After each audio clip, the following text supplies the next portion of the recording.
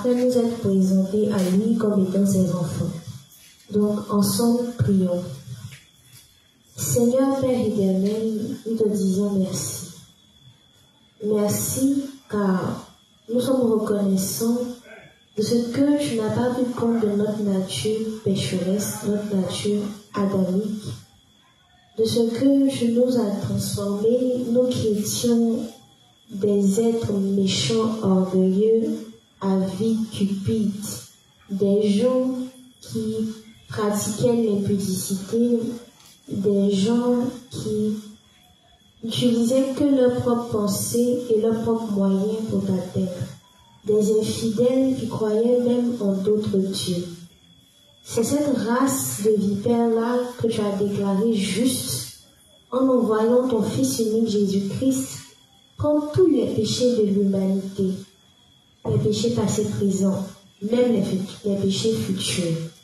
Il a payé le prix pour tous ces péchés-là et sa mort et sa résurrection nous ont permis de naître de nouveau d'eau et d'esprit.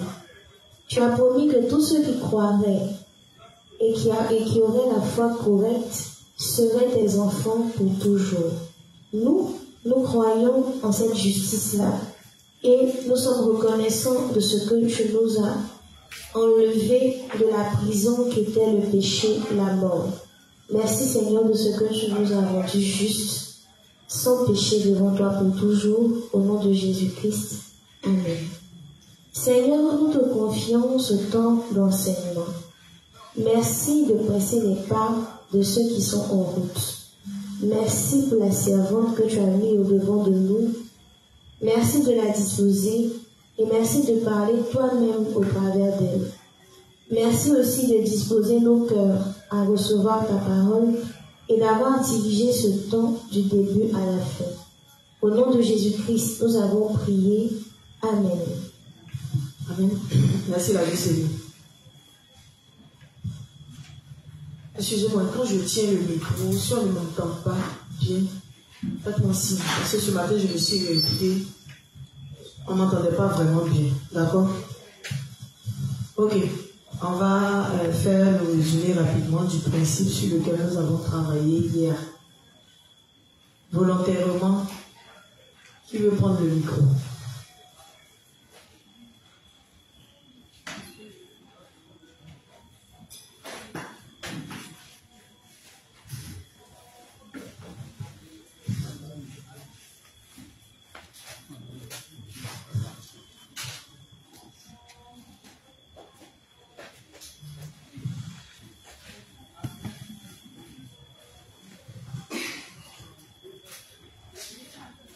Bonsoir les justes, le Saint Journée. Hier, dans le 251, on a beaucoup lu. Et aujourd'hui, il y a moi personnellement ce qui m'a beaucoup plu, et ce qui était personnellement moi, parce que lorsque les dévanciers font les enseignements, les gens disent que non, c'est à quelque part, c'est eux qui sont en train de parler. À la vérité, c'est nous en fait. Voilà. Donc, hier, moi je vais faire tout simple. À ce moment, le pasteur est venu hier sur nos péchés, jusqu'à nos péchés mignons et tout ça. Quand je suis parti à la maison, j'ai réécouté encore. Ça m'a vraiment fait du bien. Parce que ça m'a permis de pouvoir me réexaminer comme elle disait, je veux dire, qui est de dire nos péchés, que nous, on pense même pas que non, c'est grave ou c'est pas grave. Parce que, quoi, nous, on peut pas voir exactement ce que nous, on fait. Voilà, parce que c'est nos frères qui sont autour de nous, ou bien nos parents qui peuvent nous dire exactement ce qu'on fait. Donc, si un frère juste a vu quelque chose exactement que tu fais, qui ne vous plaît pas, ou bien qui va à l'encontre de la parole de Dieu, mais qui va même pas t'aider dans ta vie de foi, et il te dit ça, tu n'as qu'à dire amen et tu pries en fonction. Parce que nous, personnellement, on va savoir exactement ce qu'on peut faire. Voilà, ça m'a rappelé un peu, avant-hier, je ne vis pas ça comme ça. Parce que quand Pasteur disait hier, il y a les gens qui pensent que non, lui, non, c'est telle personne, moi, c'est pas moi. À la vérité, il y a quelque chose qui me passait par la tête et que la mère a corrigé. Parce que moi, je me disais que non, je ne bois pas, je ne fume pas, bon, mais non, c'est pas trop mon problème. Alors, à la vérité, j'ai expliqué ça même à Pasteur. À la vérité, Pasteur m'a dit quoi? Il y a quelque chose que tu veux forcément. Quand Pasteur a parlé hier dans son enseignement, à la vérité, je suis mesquin. Quand on dit quelqu'un est mesquin, c'est... Il veut voir tout ce qui est pauvre. En fait, il ne veut pas qu'on touche à quelque chose de lui, s'il dépose quelque chose à quelque part. Voilà, en fait, quelqu'un qui veut... En fait, moi, je n'aime pas lorsque on touche à mes choses. Quand il dépose à quelque part, je n'aime pas qu'on touche. Voilà, donc ça fait que non, on dit, je pense que c'est trop propre à faire à la maison, comme je dis. Non, quelque part, la vérité, ma mère, le seul qui me dit ça, je pensais que non, c'était l'amusement. Donc hier, ça m'a permis de comprendre qu'en la vérité, je suis mesquin à Dieu. Donc, si je suis mesquin, et qu'avec mes frères justes, cette famille que Dieu m'a donnée, entre nous-mêmes, un frère vient me dire, ah, mais j'ai l'impression que toi, tu es mesquin, quelque chose qui me fait sur cette parole-là. Je comprends. Et ça va me permettre de pouvoir le revoir, en fait. Et à la vérité, je suis mesquin. Cette parole que maman a dit hier, que je suis parti quand j'ai regretté la vérité, je suis mesquin. C'est de prier en fonction, même si les autres ont vu, ah Seigneur, je suis mesquin, aide-moi à renoncer à ça, pour pouvoir vivre entre les frères, pour pouvoir vivre même à la maison, entre les pécheurs, c'est important. Voilà. Maman aussi, Pasteur a parlé, excusez-moi si j'appelle maman, là, c'est ma mère en fait, voilà. Pasteur a parlé hier de les modèles, on peut ressembler au modèle qui arrive dans la justice des dieux. Normalement, les anciennes choses ont passé sur les nouvelles choses. Toi, tu veux ressembler à Fali pour parler, on dit ça. Moi, pratiquement, moi, personnellement, les Américains m'ont trop colonisé. Donc, je le voyais en 50 cents. Et ça, j'ai rêvé. Je dis non, il fallait coûte et coûte que j'aille aux États-Unis. On l'a ressenti ici plusieurs fois, on le ressent. Ah oui, voilà. Donc, je me voyais en 50 cents, des Jay-Z, des Chichika, Léo. Donc, quand Pasteur a parlé, quand je rentrais à la maison, je dis ouais, ma mère a parlé de moi véritablement, c'est de moi qu'elle parlait. Je ne sais pas si elle est avec moi à la maison ici. Et c'est la vérité. Donc cela m'a permis, si désormais j'ai un modèle comme le physicien, j'ai donc un modèle comme inspecteur, comme le dénoncier, c'est que normal dans la logique de Dieu, en fait, pas nous-mêmes dans notre logique. Donc ça m'a permis de comprendre beaucoup de choses. Voilà. Donc c'était un peu ce que j'ai compris. Maintenant, j'avais une question, si possible. En fait, hier, Pasteur a parlé, il disait, par rapport à nous, notre propre projet, tout ça, est-ce qu'un juste peut faire un projet, enfin, pour lui-même, du genre, à long terme, quelque chose comme ça. Il fait un projet, j'ai envie de faire, par exemple, t'as fait parking de voiture, quelque chose comme ça.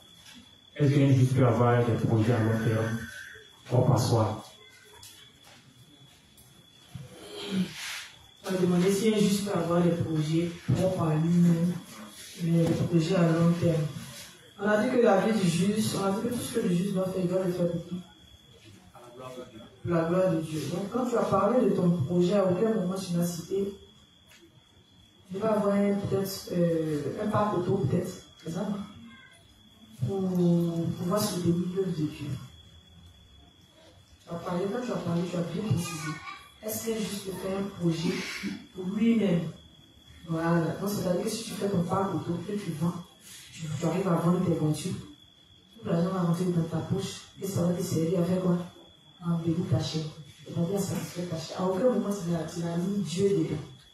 Bon, si ton projet est tel que tu le décris, sans Dieu dedans, beaucoup de courage de pouvoir monter le projet. C'est tout ce que je te souhaite. Voilà. Donc si tu dois revoir ton projet en incluant Dieu, ça sera la bonne voie à suivre. Amen. Donc, par ça, si je comprends très bien, c'est tout ce que le juste doit faire. Il faut qu'il ait forcément la volonté de Dieu. Tout ce que le juste doit faire, il doit rechercher les intérêts de Dieu. Sinon, ça sera peine perdue. Ça sera une perte de temps, inutile. C'est ce que le révérend a dit. C'est ce que j'ai dit hier. Hier, on était avec moi ici. On a dit tout ce que le juste doit faire, il doit le faire pour la gloire de Dieu. Même quand on mange, on doit manger pour la gloire de Dieu. De telle sorte qu'on ne mange pas tout et n'importe quoi. On doit bien manger pour demeurer en bonne santé, pour pouvoir être efficace sur le terrain de Dieu. Donc, si même dans la nourriture, on doit rechercher les intérêts de Dieu, pourquoi on pense que dans les autres choses, on ne doit pas rechercher les intérêts de Dieu? Bon, quand tu montes ton projet, à qui tu demandes l'argent pour financer ton projet? À Dieu. Bon, Dieu finit de te donner l'argent pour financer ton projet, puis c'est égoïste. Si tu dois monter ton projet sans même penser à Dieu dans les bénéfices, il ne faut pas lui demander le fonds de commerce.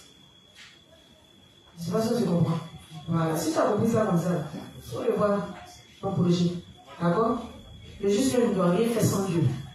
Voilà. Il ne doit rien faire. Si tu as fondé ton entreprise, le PDG, ça doit être Dieu. D'accord? On doit consulter Dieu pour tout. On doit l'informer de tout ce qu'on veut faire. L'informer, c'est lui donner la considération qu'on doit lui donner. Tu es esclave. Tu veux monter une entreprise. Et puis, c'est-à-dire le plus grand créateur et monteur d'entreprise, s'il dit ça comme ça, tu le mets de côté. Et puis tu fondes ton entreprise. Tant que tu as Dieu avec toi, mais tu es tranquille. Il voit ce que toi tu ne vois pas. Il te préserve de beaucoup de choses. Donc tu ne peux pas le mettre à l'écart, ou tu ne peux pas dire que je monte mon business, c'est l'argent, mais c'est à moi, c'est égoïste. Amen. Voilà. Merci la mère. Ok. Qui d'autre? Merci à quelqu'un qui parle. Ah, oh, j'ai vu casser la fille. Tout le monde est arrivé là, non, bébé. C'est un bouteillage, même. Bonjour Pascal. C'est juste Cédric. En fait, j'ai une question, mais je vais un peu rappeler ce que j'ai compris hier. Bon, hier, vous avez étudié dans le livre 51, je crois, la page de 135 à 137. Et ce qui en est ressorti, c'est que on ne doit pas avoir honte devant Dieu lorsque nos faiblesses sont révélées. Parce que c'est comme si on se détourne de la parole de Dieu. Il dit que Jésus est venu et par ses yeux, il nous a délivré du péché. Alors, donc, on ne doit pas avoir honte. Au contraire, on doit être heureux quand nos faiblesses sont révélées. Que ce soit par nous-mêmes ou bien que ce soit un de nos amis, un de nos frères de l'église qui nous le révèle. Voilà. Parce que c'est ainsi qu'on se remet entre les mains de Dieu et on lui demande son aide pour pouvoir renoncer. Et puis, j'ai aussi compris que le juste ne doit pas avoir foi en ce monde, en fait. Voilà. Il ne doit pas avoir foi en ce monde parce que nous voyons déjà les signes de la fin. Parce que si un juge doit vraiment se poser dans ce monde, il doit se poser de façon spirituelle, c'est-à-dire travailler pour que le maximum de personnes puissent être sauvées par l'évangile de l'esprit. Parce que c'est seulement par ce canal-là que nous sommes sauvés. C'est un peu ce qui est retenu. Maintenant, ma question c'est, hier vous avez dit que un juste qui gagne 100 000 et puis qui donne 5 000 à Dieu, il est méchant. Alors que souvent on nous dit qu'on fait selon nos pourcentages de foi. Voilà. Donc c'est un peu confus. Ah, c'est ce que j'aime bien, ça, chez nous. Moi, j'aime bien ça chez nous. Parce que quand on dit quelque chose, et puis ça ne parle pas tout le monde. Comment on va tailler ça là? Et puis on va dire, ah, c'est bon. C'est qu'on peut faire comme ça. Hier, j'ai dit quoi? J'ai dit, on est en train à faire quoi? On demande toujours à Dieu, n'est-ce pas? Seigneur, bénis-moi, que je puisse soutenir ton œuvre, n'est-ce pas? Quand tu as formulé ta prière, tu as dit quoi? C'est ça en fait. C'est pour ça en fait. Je sens que quand on fait un projet, on essaie de forcément mettre un quota à part pour soutenir l'œuvre. Souvent, on ne pas projet. Oui, ça c'est bon aussi. On a demandé, non. Dieu veut montrer à quel point on est égoïste, on est méchant. Parce que quand on se met là, quand on est en train de formuler la prière, quand on n'a pas encore l'argent, on se dit que quand Dieu va nous donner, c'est qu'on va faire pour soutenir son œuvre. Mais quand il nous donne un peu seulement, et là on vient faire ce que tu es en train de dire. Et là on vient mettre pourcentage de foi. Je me fais comprendre. Donc Dieu aussi, désormais, il va regarder ton pourcentage de foi pour te donner l'argent. Si tu as 1%, si tu demandes 100 000, il va te donner 1000 francs. D'accord, j'ai compris. Amen. Amen.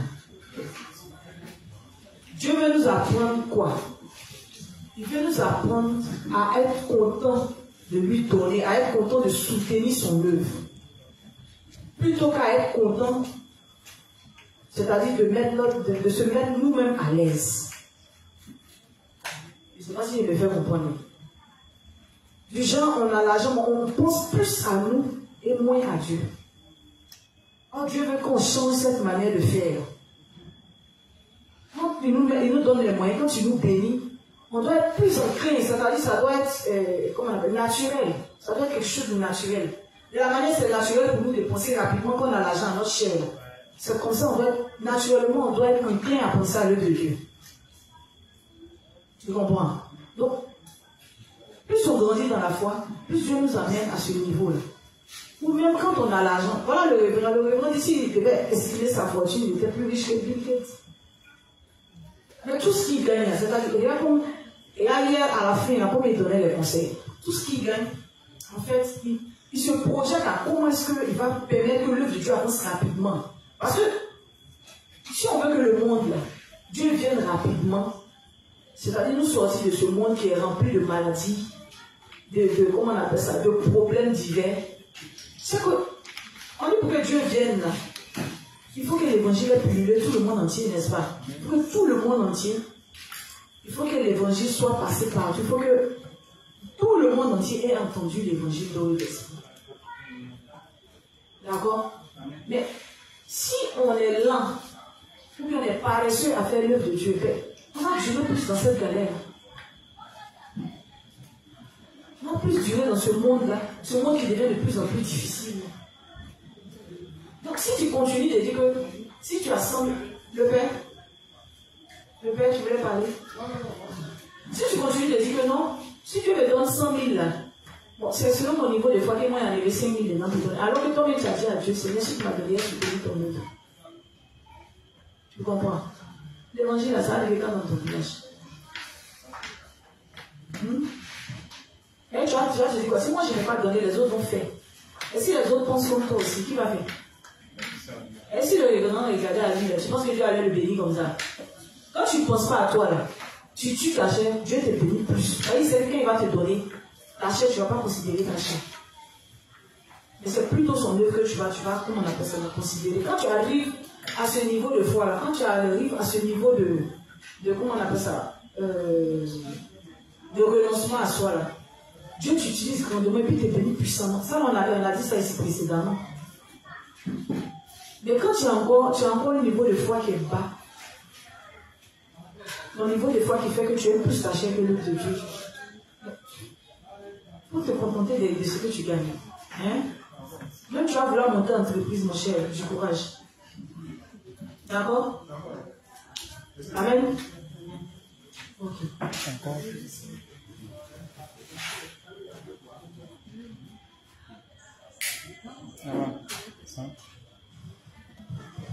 Bonsoir les saints, moi c'est la juste qui dit. Parce que la question est la suivante concernant toujours le projet. Bon, je prends l'exemple. Je dis à vouloir mon exemple. Si c'est de toi, tu veux parler, il faut parler. Là, comme ça. En fait, je demande pourquoi. Parce que quand tu dois poser une question, que la question te concerne, si elle te concerne toi, dis la question telle que ça doit être. Parce que si tu dis en donnant un exemple, c'est en fonction de cet exemple, après moi je vais donner aussi la réponse. Tu comprends, non? Parle-moi. J'ai dit ici, on est acheté en famille. Donc si ça te concerne, dis que, bon, par exemple, moi, il me dit, voilà, comment est-ce que moi je conçois. Si je fais tant, voilà. Là, il sait que c'est de toi que tu as pris le temps. D'accord? En passant, je suppose que je vais prendre de la route, quoi. De la nourriture, au fait. je ne sais pas, je n'ai pas une idée exacte de combien cela peut me rapporter par jour.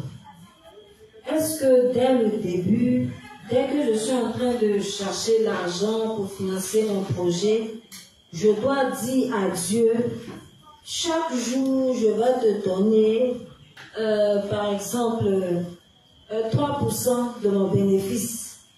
C'est-à-dire, je n'ai pas une idée exacte, c'est quelque chose qui me tient à cœur, je suis peut-être passionnée de ça. Voilà, mais je n'ai pas une idée exacte de mon chiffre d'affaires journalier. Est-ce que dans ma prière pour commencer le projet, je peux dire à Dieu, chaque jour je te donnerai 3% du bénéfice? Je peux fixer un montant exact. Bon, le montant exact que tu as fixé, c'est par la foi, non? C'est par la foi que tu fixes le montant, non? À donner à Dieu, non? Dans un premier temps, je le fais en me disant que par jour, peut-être, je peux avoir au moins 2000. C'est ce que je dis. Donc, à la fois, je te dis qu'au moins, selon ton projet, tu peux avoir 2000. Dans les 2000, tu décides de donner 3% à Dieu. Donc, c'est par la foi. Voilà. Tu peux le faire comme ça. Parce que ça, c'est, comment on appelle ça? C'est par la foi que tu le fais. Comme tu peux bien étudier ton projet aussi. Je vais vendre haricots. Je vais, comment on appelle ça, sur le terrain. Moi, je parle par rapport à comment je monte mon projet. J'étudie bien d'abord mon projet. D'accord? Maintenant, je sais à combien est-ce que, peut-être si c'est le sac d'haricots que je vais prendre, ou bien si c'est 2 paquets, je sais à combien je vais prendre les 2 paquets. Bon, quand je value les 2 paquets, la quantité qui sort, quand je fais les portions, je me dis que plus ou moins, je peux rentrer dans mes fonds et puis avoir un tel nombre de bénéfices. D'accord? Maintenant, dans les bénéfices que je n'ai pas encore lu concrètement dans ma main, par la fois, j'ai dit à Dieu que je décide de te donner 3% des temps. Donc, j'inclus Dieu dans mon business.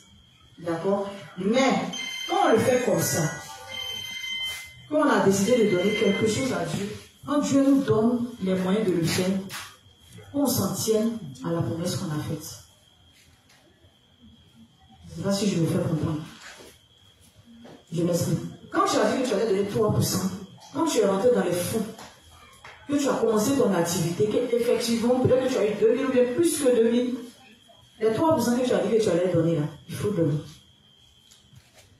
Et si c'est vrai que tout mon bénéfice fait les 3%? Ton bénéfice ne peut pas faire 3%, c'est pas possible. Si tu dois faire bénéfice, que tout bénéfice ça doit aller à Dieu. Pourquoi monter ton entreprise? C'est pour donner 3% à Dieu qui te fait mal. Dieu ne peut jamais te dire que si tu fais ton entreprise, tout ton bénéfice, il faut lui donner.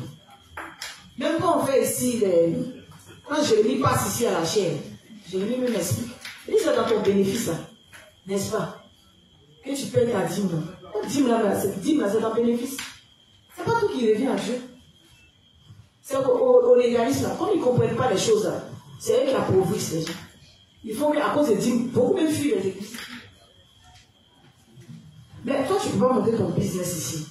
Et puis tu vas dire à Dieu, dans mon bénéfice 2000 que je vais avoir, je vais te donner 3%. Et puis Dieu va venir te donner 3%. Et puis 2000 là. C'est pas possible. Est-ce que tu comprends? Tu comprends? Oui, le Père. Jérémie. Il va bien t'expliquer. Parce qu'il y a les dîmes, il y a les offrandes boutiques, il y a les offrandes d'équipabilité. Chaque mois, Jérémie, c'est facile pour parler aussi. Comme une information, on n'est pas pour l'écouter. Amen. En fait, le gars est le projet là. Il y a celui qui est responsable de l'économie de l'église. Voilà. Nous, on peut donner les grandes lignes. Mais il faut que maintenant les gens apprennent à porter leur qualité et dire dans l'église. Si tu es marié, c'est qui t'a le voir. Voilà. Si tu es convaincu comment monter un projet, c'est qui. Si le réservoir ne maîtrise pas, c'est pas monter. Amen. Donc, il y a la dîme. Il y a les offrandes boutiques, il y a les offrandes d'équipabilité, il y a les menus. Donc, c'est beaucoup. Amen. Voilà, il y a les prémices même. Souvent, quand tu mets une activité, tu dis que le premier bénéfice, ça me donne tout à Dieu. Donc, si moi, j'ai monté une activité, par exemple, de voiture. Et puis, il dit que si je vends mon premier bénéfice, puisque tu as pris la voiture à 2 millions, et je revends, je vais payer 1 million. Quand il y a venu payer, peut-être j'enlève toutes les charges de bénéfice, toutes les manières. Quand il y a venu les charges du personnel, il reste 1 million. Je vais monter 1 million, je te donne. Ça, c'est les prémices de mon activité. Ça, on fait ça une fois, on ne fait plus. Puis maintenant, il y a ce qu'on va appeler la dîme. C'est-à-dire que tu enlèves, comment on appelle ça, un dixième de tes bénéfices dégagés de tes charges. Par exemple, tu as vendu, tu as 200 francs. Dans 200 francs, tu dois manger, tu dois payer une personne qui enlève tous 200 dollars à Dieu. Ça, c'est pas dîme. Amen. Donc, comprenez ça très bien, le responsable Jérémie, qui est là. Allez donc m'aider. Il va vous aider. Amen. Voilà, il pas peur. Mais, moi, ce que je veux vous dire, en dehors du service de l'humain de l'esprit, tout ce qu'on va monter, ça va jamais prospérer. Voilà. Mais si tu veux monter une activité qui ne fait pas l'œuvre de Dieu, ton activité ne sera pas bâtie sur du roc, ça sera bâti sur du sable. Alors, ça va s'écouler. Amen. Il y a le principe même où même là, quand le juste fait l'œuvre de Dieu, Dieu se charge de l'enrichir, même quand il ne veut pas. Il y a plein de choses comme ça. Donc le plus important, c'est de comprendre d'abord comment faire la volonté de Dieu dans sa maison. Amen. La vie, premièrement, le règne des cieux, et quoi? Maintenant, premièrement, le règne des cieux, là, il y a beaucoup de combats. Il y a l'union à l'église, il y a l'obéissance, il y a le renoncement à soi, il y a beaucoup de fenêtres. Donc, ce n'est pas une seule fenêtre parce que, genre, je viens à l'enseignement du soir, samedi, viens dans ma zone dimanche, et par maintenant, je suis humide. Pas ça, les lumières. Bon, par exemple, on met le sujet sur la groupe, tu n'es pas élevé à l'église. Est-ce que vous voulez? L'église se dit, voilà, par exemple, on s'est marié, tu n'es pas élevé à l'église. Et il y a plein de combattiments. Donc, comprenez ça très bien. La vie de foi, c'est la combinaison. Vous voyez bien, tout le monde est l'église dans la justice de Dieu, mais personne ne demande comme on sait Dieu. Amen. Si on n'a pas la servir Dieu dans la volonté, je crois que Dieu n'a pas le choix de devenir l'homme riche. Quand Abraham s'est rendu en Égypte, il n'a pas cherché la richesse, il a cherché d'abord l'obéissance à la parole de Dieu. Et à cause de ça, la richesse a prouvé. Amen. Donc, il y a beaucoup de choses, comme c'est pas moi qui fais l'enseignement, je ne vais pas vous donner la vedette à la main partout.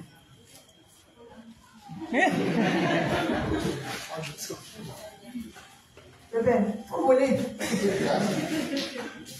Vous voyez, moi, ça m'édifie aussi. Donc, je connais plus ça, c'est bon.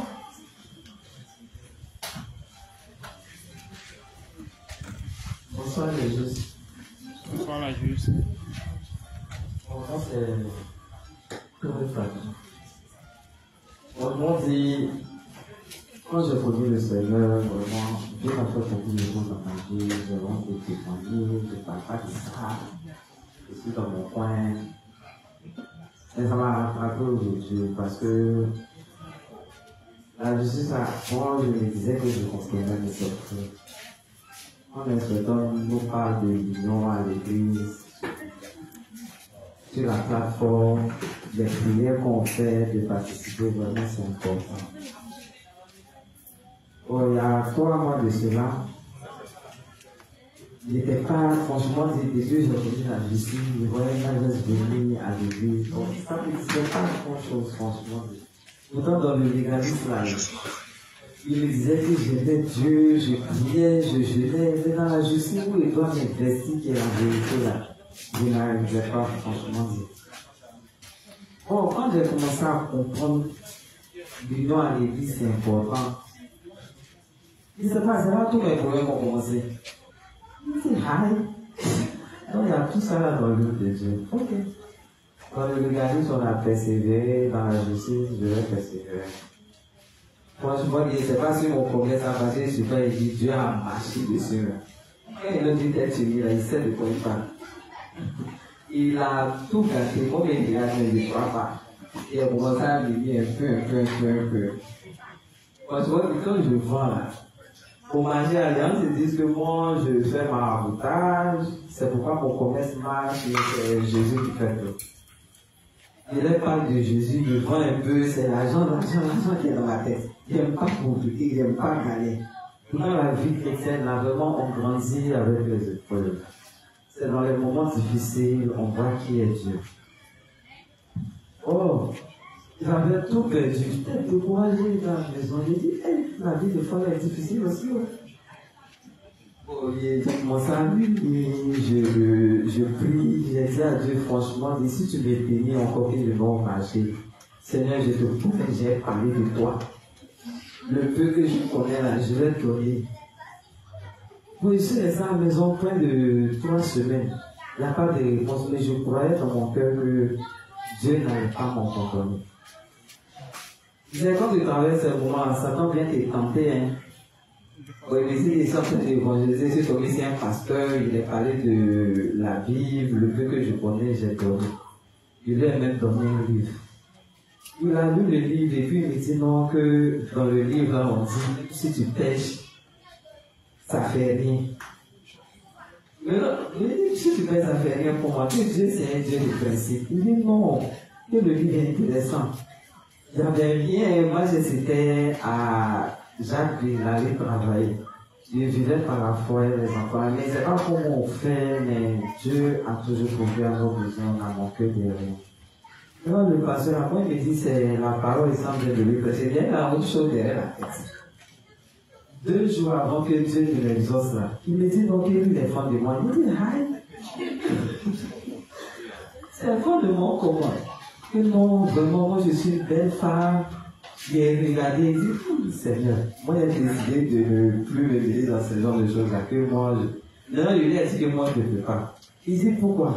Que moi, je l'ai expliqué que moi j'ai des problèmes. Donc lui, il peut payer mon loyer pendant 1 an. Il dit, 1 an, c'est vrai, c'est intéressant, mais moi je ne peux pas. Parce que nous, dans notre église, à l'époque, nous dit de ne pas aller avec les pécheurs. Il dit, lui, il n'est pas pécheur. Il dit, si tu es pécheur, nous, dans notre église, on dit, tu n'as pas l'eau et le sang. Tu n'es pas enfant de Dieu. Il dit, non, que c'est faux. Et quand il lit le livre là, on dit non, tu peux pécher comme tu veux. Il dit non, que Dieu c'est un Dieu de passé. Non, je l'ai regardé, franchement j'étais triste parce que j'étais dans le besoin. Il dit non, que moi je ne peux pas. Il m'a regardé, je sens que tu ne veux pas. Il dit non. J'ai pris ma route, je suis parti, il était les enfants, il dit on n'avait rien, comment manger, il ne savait pas. Il a dit aux enfants, c'est vous qui parlez ici que moi il n'est pas la foi. Oh Dieu, on va t'attraper les mains, on va prier, Dieu va faire. Le lendemain, il y a une seule juste qui est venue. Elle a dit, mais pourquoi tu ne vas pas? Il voulait cacher, parce qu'avant, il était au Pérez. Depuis toute petite, il a commencé à chercher l'argent. Donc, compter sur l'homme, c'est quelque chose, je ne connais pas. Ici, il tournait sur moi. Il dit, non, quand il y a quoi? Pourquoi 2 jours, tu ne viens pas au marché? Il dit, ça, non, c'est moi, la queue. Elle dit, non, il a été donné 100 000 francs. Il dit, moi, mon commerce à 100 000 est petit. Il y a beaucoup de clients. Mais, néanmoins, il a pris les 100 000 là. Elle m'a donné les 100 000, je suis allé au marché, ici à les vendre. Il dit, Seigneur, merci. 2 jours après, il y a un de mes fournisseurs là qui m'a appelé. Il m'a donné une barrage près de 2 millions. Pourtant, inspecteur Cédric m'avait dit de persévérer quand ça n'allait pas là. Que Dieu va me suivre. Si je ne crois pas, de regarder. Il y a un de mes fournisseurs qui m'a appelé, qui a me donné le package. Et là, je suis persévérer. Et puis c'est ce qui est arrivé. Vraiment, quand ça arrivé, je suis au marché, normalement, il doit faire l'œuvre de Dieu. Il va parler de Dieu. Il doit consacrer si l'argent sur moi. Il y a beaucoup de clients, je suis là, il vend. Il ne pense même pas à Dieu. Tout ce que j'ai dit à Dieu, là, je n'ai rien fait. Parler de Dieu comme papa, c'était vraiment mon problème, c'est rien qui était dans ma tête encore. Mais ce que j'ai aimé dedans, c'est qu'il y a quelqu'un qui est né. Quand j'ai réalisé, j'ai compris, je vais parler de l'évangile. Samedi même, j'ai parlé de ça. Il m'a parlé du jeûne d'abord. Que moi, j'ai dit que dans notre église, on ne jeûne pas. Il dit non, on ne jeûne pas. Ils étaient 2. L'autre a dit on ne jeûne pas. Dans votre église, on ne jeûne pas. Que moi, je suis perdu. Il dit non, que je ne suis pas perdu.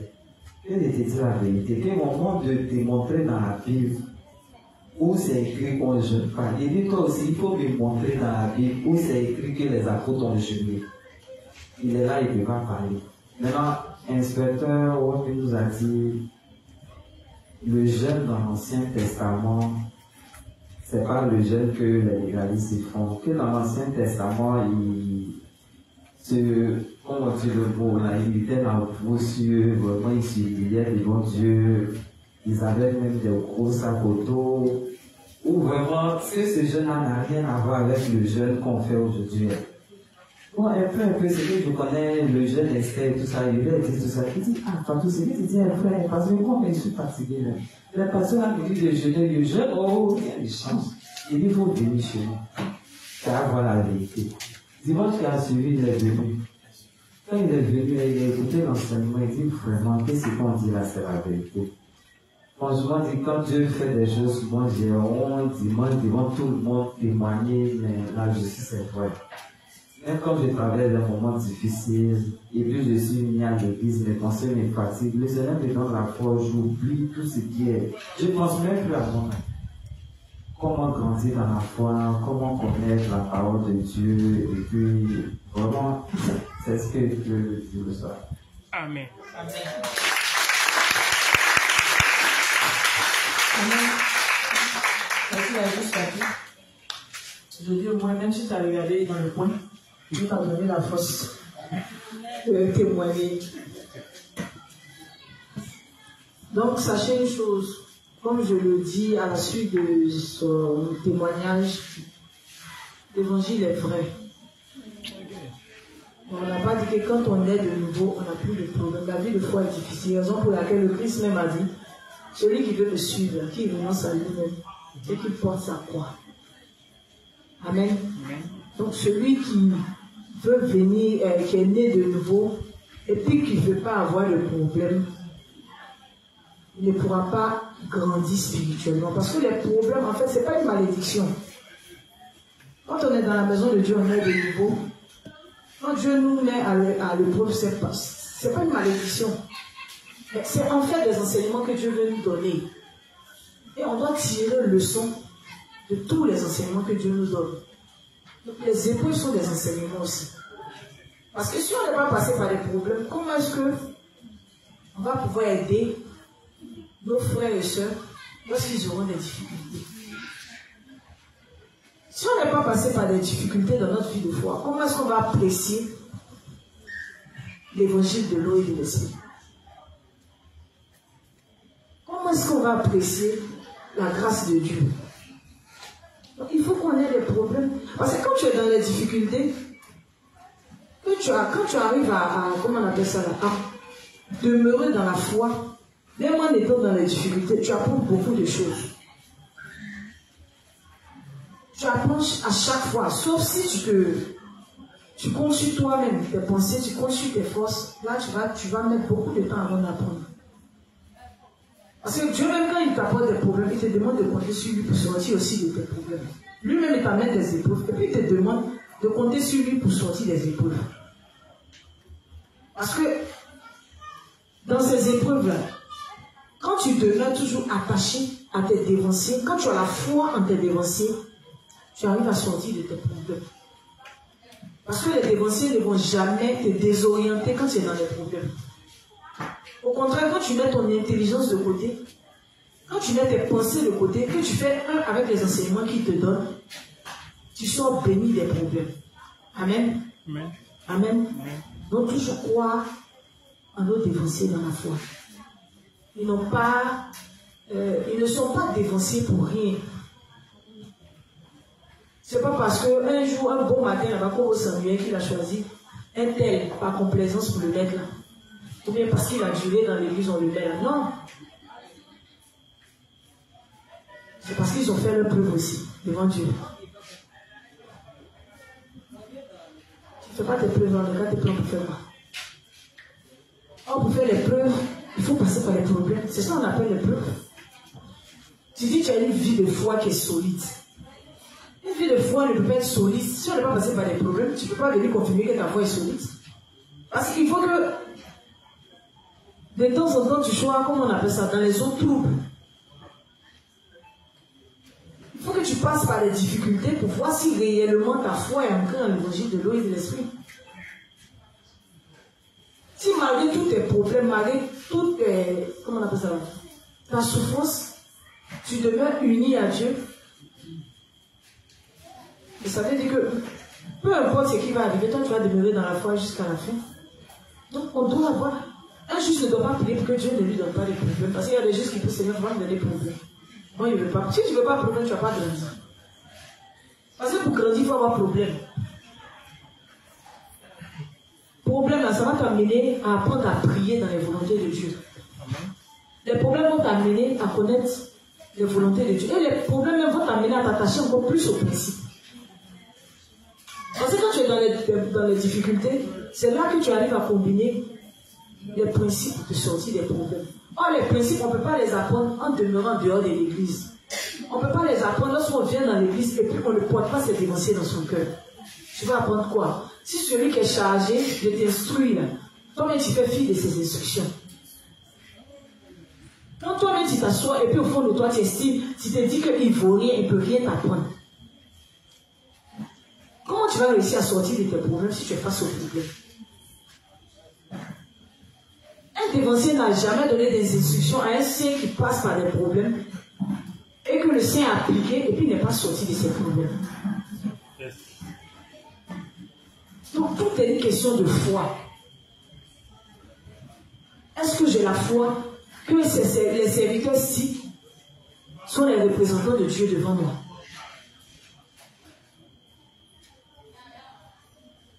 Parce que tu ne vas pas voir Dieu comme ça. Dieu ne va pas descendre venir te parler. Mais Dieu te parle, mais est-ce que tu écoutes? Est-ce que tu as la foi?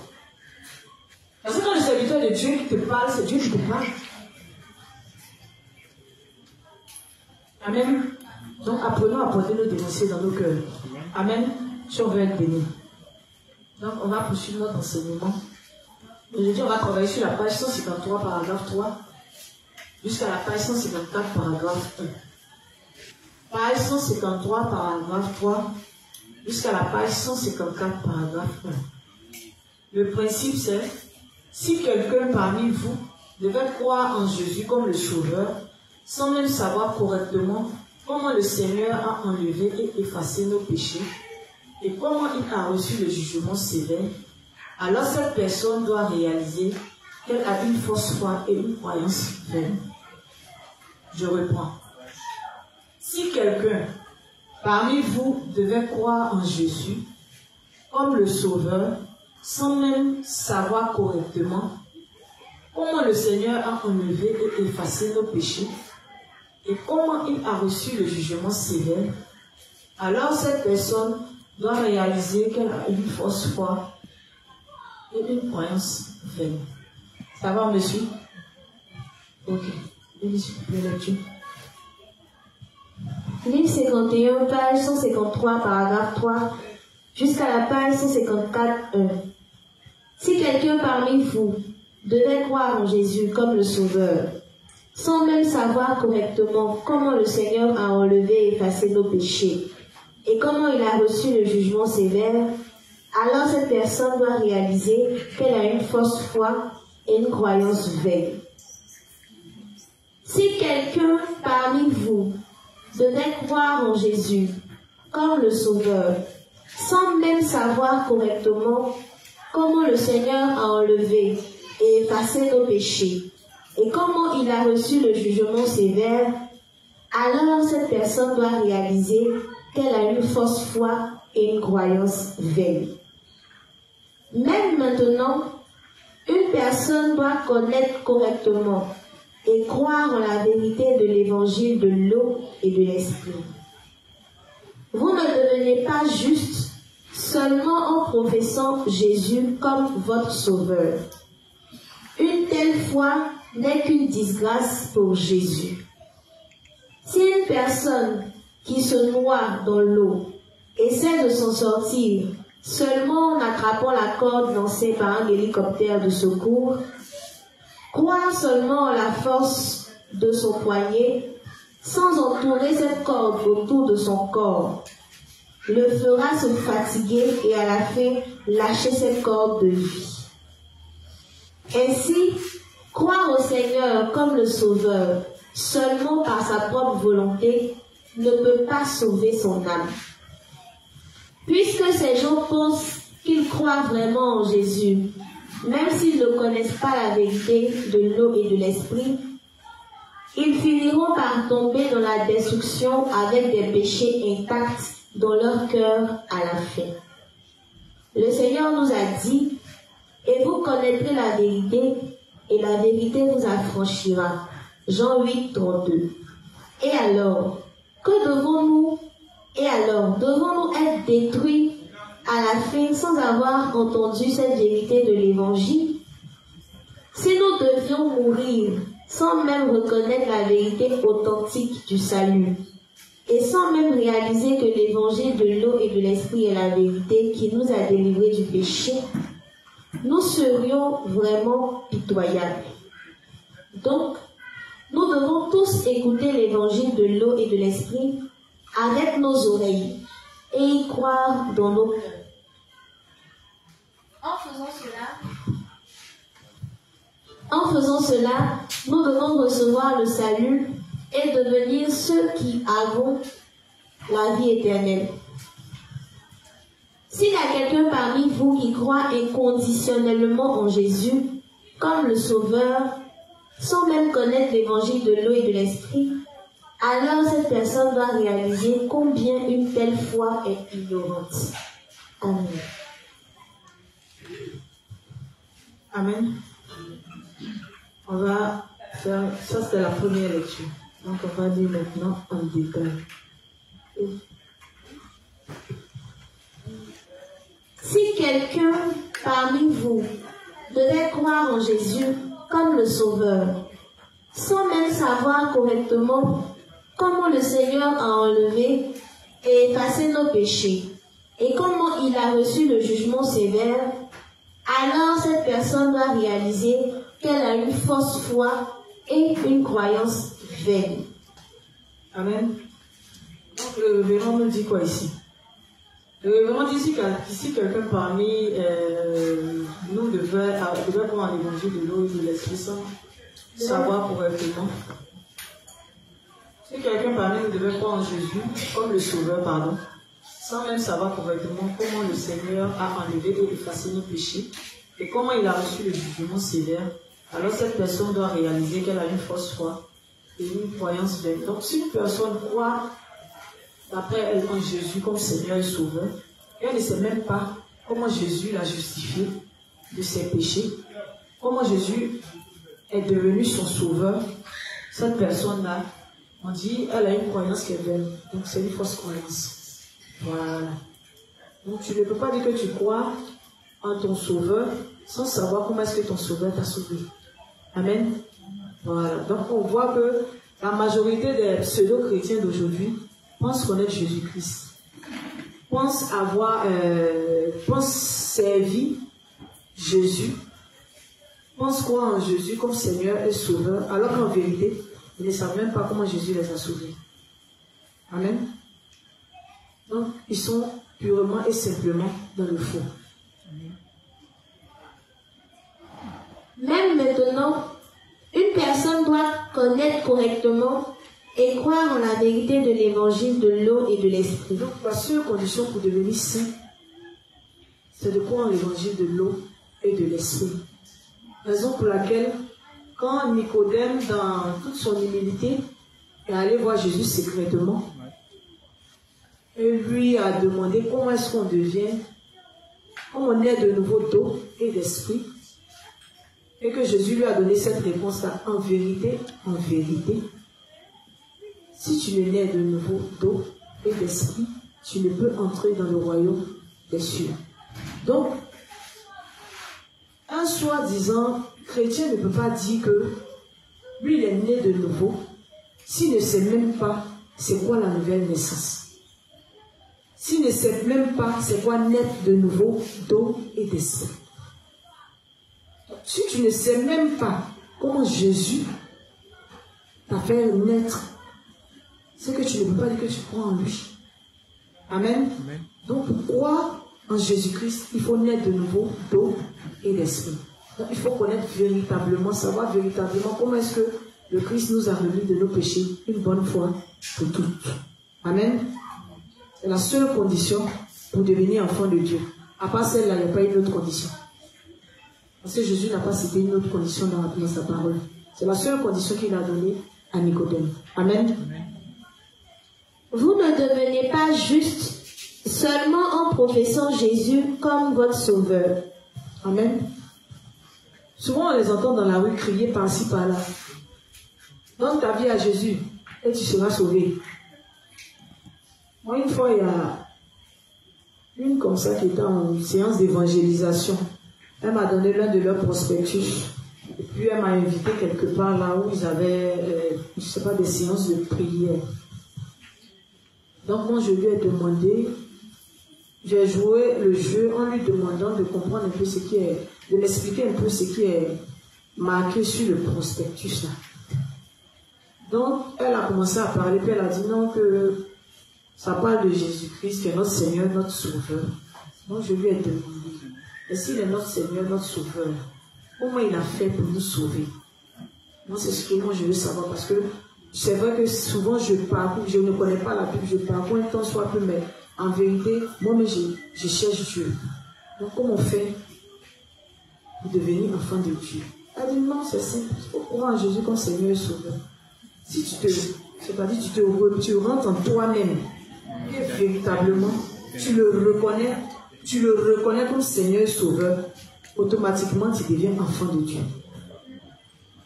Maintenant, je lui ai demandé, mais comment on fait pour entrer intérieurement, pour reconnaître Jésus comme Seigneur et Sauveur? Et puis comme ça, on devient enfant de Dieu. Elle a dit non, il faut avoir la foi. Mais elle n'a pas pu m'expliquer. Jusqu'à ce que je rentre un peu dans l'explication de la véritable parole de Dieu. Je ne lui ai pas donné l'évangile en tant que tel. Mais quand je lui ai plus ou moins ouvert les yeux sur certaines choses qu'elle pensait savoir alors qu'elle ne savait même pas. Subtilement, j'ai pris 1 Jean 5, 6. Je lui ai dit, mais voilà ce que la Bible nous dit, que pour devenir enfant de Dieu, on doit naître de nouveau, on doit croire en l'eau, le sang et puis l'esprit. Donc, ils ont cité combien d'éléments? Et puis elle cite. Il dit compte avec tes doigts, et puis elle compte l'eau, le sang et puis l'esprit. Il dit donc il y a combien? Elle dit 3. Il dit bon. On a dit qu'on ne peut pas prêcher l'un sans les deux autres. Bon. Toi, le Jésus que tu me présentes, il dit de rentrer en moi. Je ne sais même pas comment il doit rentrer en moi. Mais si je crois, je deviens son enfant. Voilà ce que la Bible dit. Donc moi, j'ai une question à te poser. En toi, et puis la Bible, qui dit la vérité? Elle n'a pas pu me répondre. Et puis elle m'a dit qu'il y a ses amis qui l'attendaient devant. Qu'elle doit partir les rejoindre. Donc, si je peux lui donner rapidement mon numéro, elle allait me rappeler. Je lui ai dit non, on va bien faire même les choses. Comment je veux connaître Jésus? Tu prends mon numéro, je prends ton numéro. Moi, je vais t'appeler parce que c'est moi qui cherche Jésus. Elle a dit il n'y a pas de problème. Jusqu'à aujourd'hui, on ne s'est plus jamais rencontré. Je ne sais même plus à quoi il est. Amen. Donc, c'est la seule condition. Tu ne peux pas venir dire que tu crois en Jésus. Tu ne sais même pas comment Jésus t'a sauvé. Comment on va rentrer en soi si on ne sait même pas comment on rentre en soi? Donc tout ça, ce sont des inepties, ce sont des bêtises. C'est une folie. En fait, quand on pense qu'il est intelligent, c'est ce que ça donne. Il faut rentrer en toi. Maintenant, si tu vas devenir une boule pour rentrer au béton, je ne comprends pas. On dit c'est par la foi aussi. Amen. Donc le révérend dit, il dit, vous ne devenez pas juste seulement en professant Jésus comme Seigneur et Sauveur. Non, c'est pas parce que tu vas t'arrêter dans la rue crier Jésus est mon Sauveur, Jésus est mon Roi, que tu deviens enfant de Dieu. Bon, c'est pas parce que c'est à 5 h du matin, tu vas le placer comme ceux qui nous torturent souvent. 5 h du matin, tu places ton pied, tu mets ça sur la maison des gens et puis tu prends ton micro. Venez à Jésus. Jésus vous aime. Si tu es dans les publicités, sors. Sors. Tu es drogué, sors. Mais toi-même qui demande aux gens de sortir, tu ne sais même pas comment on fait pour devenir enfant de Dieu. Et généralement, quand on te leur demande c'est quoi la nouvelle naissance, auto. Amen. Donc il n'y a pas deux façons de devenir enfant de Dieu. La seule façon, c'est de naître de nouveau d'eau et d'esprit. C'est tout. Amen. C'est pas quand de tout ton cœur tu as dit que je crois en Jésus que tu es né de nouveau. À la fin, tu iras en enfer. Amen. Amen. Une telle foi n'est qu'une disgrâce pour Jésus. Si une personne qui se noie dans l'eau essaie de s'en sortir seulement en attrapant la corde lancée par un hélicoptère de secours, croire seulement en la force de son poignet sans entourer cette corde autour de son corps le fera se fatiguer et à la fin lâcher cette corde de vie. C'est un exemple. J'explique l'exemple rapidement. Il dit, on suppose qu'il y a une inondation. On suppose, ici. Maintenant, l'eau a noyé les maisons. Donc il y a des gens qui sont partis se réfugier sur, comment on appelle ça, les toits des immeubles. Donc il y a des hélicoptères de secours. Si vous avez déjà regardé les films, il y a des hélicoptères de secours qui passent là. Et puis ils lancent une corde. Donc si toi, par ta soi-disant trop grande intelligence, tu décides de faire comme Superman, attraper comme ça, c'est qu'il faut avoir la foi que tu as la force dans ton poignet. Parce que tu ne sais même pas la distance que tu vas parcourir. Ça, c'est un. Mais il faut te rassurer qu'il y a beaucoup de force dans ton poignet. Dans le cas contraire, si tu sais que tes appuis, là, tu n'as pas foi en tes appuis, on dit c'est mieux. Tu prends la corde, quand tu attaches autour de tes reins, tu as bien serré. Si tu es fatigué de rester comme... Avec la corde, tu vas te laisser aller. C'est la corde qui va te tirer. Donc tu n'as pas de foi en foi. Amen. Amen. Amen. Amen.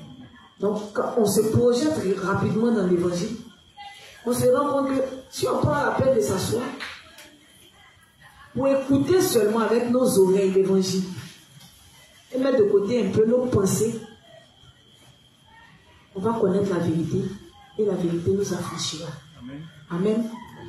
Mais quand on va vouloir nous prêcher l'évangile, et puis on va vouloir penser que nous aussi, on a des connaissances.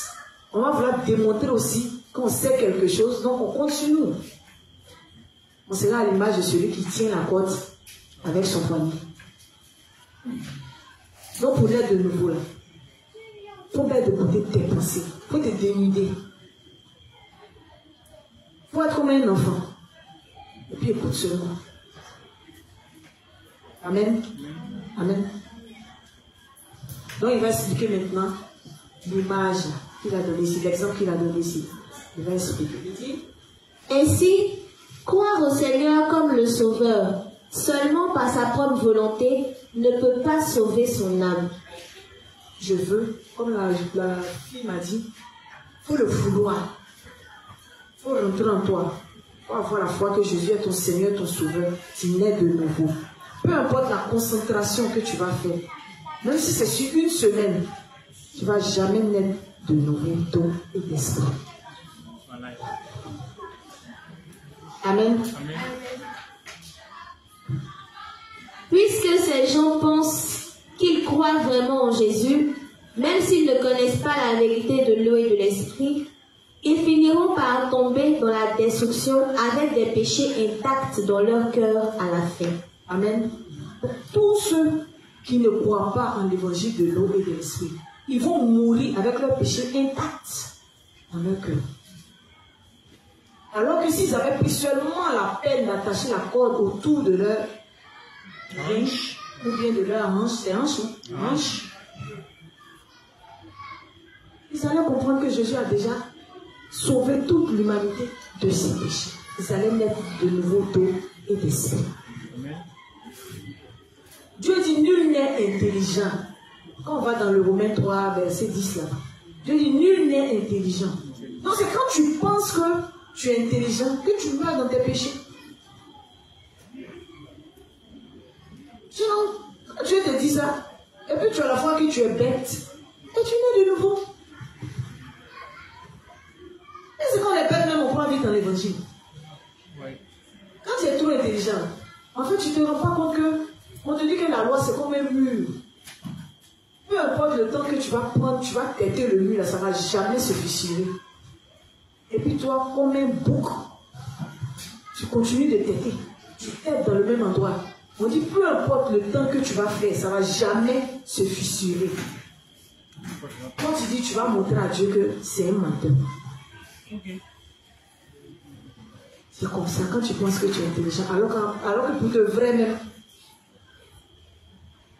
bête mais le mot est faible. Mais tu es inintelligent, tu n'as jamais eu une petite intelligence. Sinon, nous tous on est passés par là, on a été des pseudo-chrétiens. Parmi nous, il y a eu des responsables. Il y en a qui étaient pasteurs. Quand on va dans chez les légalistes, là, il y a le trône royal du, comment on appelle ça, du guide. Et puis à côté, il y a les chaises des appelés. Oui, j'ai été légaliste, même si je n'ai pas duré là-bas, j'ai été légaliste. Les appelés sont à côté de lui. Comme dans l'église de Dieu, il y a Kobo et il y a les inspecteurs. Mais sauf que contrairement à eux, dans la justice, tout le monde est né de nouveau. Donc on sait dans quoi on est. Alors que eux, ils pensent qu'ils sont dans quelque chose, alors qu'ils sont dans rien. On se comprend? Mais... Donc tout cela, peu importe,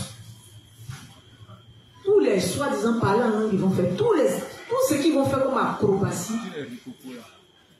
tant qu'ils n'ont pas cru en l'évangile de l'eau et de l'esprit, ils vont en enfer. Même s'ils veulent, ils n'ont qu'à réveiller mort. Ils ne sont pas nés de nous, ils vont en enfer.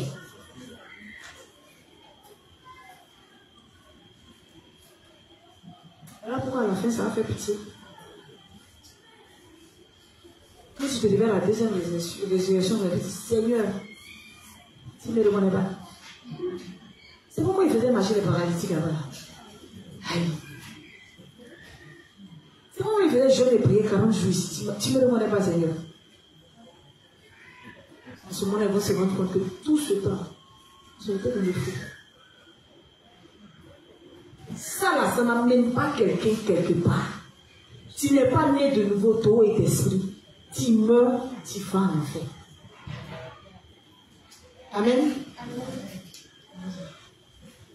Le Seigneur nous a dit, et vous connaîtrez la vérité, et la vérité vous affranchira. Il n'y a pas deux vérités. La vérité qui nous affranchit là, l'évangile de l'eau et de l'esprit. C'est fini. C'est cette vérité-là qui nous affranchit de tous nos péchés. Parce que le jour où quand on finit de prêcher l'évangile, le poids qui quitte sur ton cœur, chacun a son témoignage. Amen. Et quand tu repenses à ça à chaque fois, ça ravive ta foi. Parce que quand tu as compris, quand tu as cru, c'est que tu as ressenti là. On ne peut pas expliquer, mais tu as ressenti. C'est ce qui fait que tu deviens enfant de Dieu. Amen. Amen. Vous connaîtrez la vérité. Et la vérité vous rendra libre. Parce que c'est quand on a connu cette vérité-là, que désormais, là, on dort d'un sommeil paisible. Même si on te dit demain, la mort arrive. Tu es content? C'est toi qui as ouvert la porte depuis ta qualité devant. Et si il faut commencer par moi. Mais regardez-les. Ils disent qu'ils croient en Jésus. Mais pourtant, quand un sorcier sont face à un sorcier, peut-être dans leur maison, pourquoi le sorcier dort et puis eux ne dorment pas? Question. Pas souvent, c'est parce qu'on ne veut pas regarder la vérité en face. On se leurre dans nos mensonges. Moi, j'aime bien parler de mon grand frère. Parce que je continue de prier, Dieu va permettre qu'il mette de nouveau. Amen. Amen. Mon grand frère chéri. Mon grand frère, il est soi-disant prophète. On l'appelle papa. Son église. Toujours le nom chéri, papa. La femme de mon grand frère, une fois, il avait aménagé dans sa nouvelle maison. Puis moi, je suis allée leur rendre visite. Maintenant, comme elle avait fait son 3e garçon, et puis les enfants étaient en bas âge, je lui ai demandé, mais est-ce que tu ne peux pas avoir une nièce chez vous là-bas? Tu ne peux pas la faire venir pour qu'elle puisse t'aider, tout ça. Parce que tu es seule avec les enfants, ça sera fatigant. Le bébé est là, l'autre est encore tout petit, l'autre n'est même pas trop grand. Elle dit non. Et moi, mais ça là, mais j'ai pensé à ça. Mais avec les maplao qui sont là-bas, il y a plein de gens qui vont venir ici là. Il va venir faire la sorcellerie dans ta maison. Femme et papa. Donc si les papas pasteurs, c'est que les mamans pasteurs. Dans la maison des papas, le sorcier va venir faire sa loi. Et puis maman est en train de dire qu'elle a peur de le faire venir. Donc la première question que je lui ai posée, Dieu dit, l'ange de l'Éternel campe autour de ceux qui le craignent. Mais toi tu dis que tu es maman pasteur avec ton mari, qui est papa. C'est sorcier qui a venu vous faire veiller dans la maison. C'est sorcier qui a venu faire sa loi dans votre maison. Mais c'est que vous-même posez-vous de bonnes questions. Est-ce que vous-même vous êtes dans la vérité? Parce que pour que le sorcier vienne comment on appelle ça là, te maltraiter, alors que tu dis que toi, tu es dans la vérité. Mais c'est que ton Jésus, il y a un problème. Il n'est pas efficace. Mais s'il ne peut pas te protéger, il y a un problème. Il y a problème. Ouais. Donc, l'ange qui campe derrière toi là-haut, je ne sais pas. On dit qu'il campe autour. Donc, c'est-à-dire que toi, tu es barricadé comme ça. Non, le sorcier, mais il les voit. Donc, pour vous, là, il n'y a pas ange.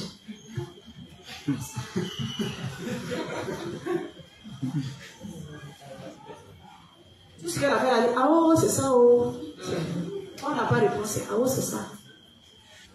Moi, je fais comme ça, quand c'est comme ça, je ne rentre pas dans, je lance que mon grand foyer derrière, c'est. La Bible dit que nul n'est prophète chez soi. Et continue de prier Dieu. Amen, amen. Un jour. Allez, je la foi, un jour. Donc, c'est pour dire que il n'y a pas deux façons de naître de nouveau.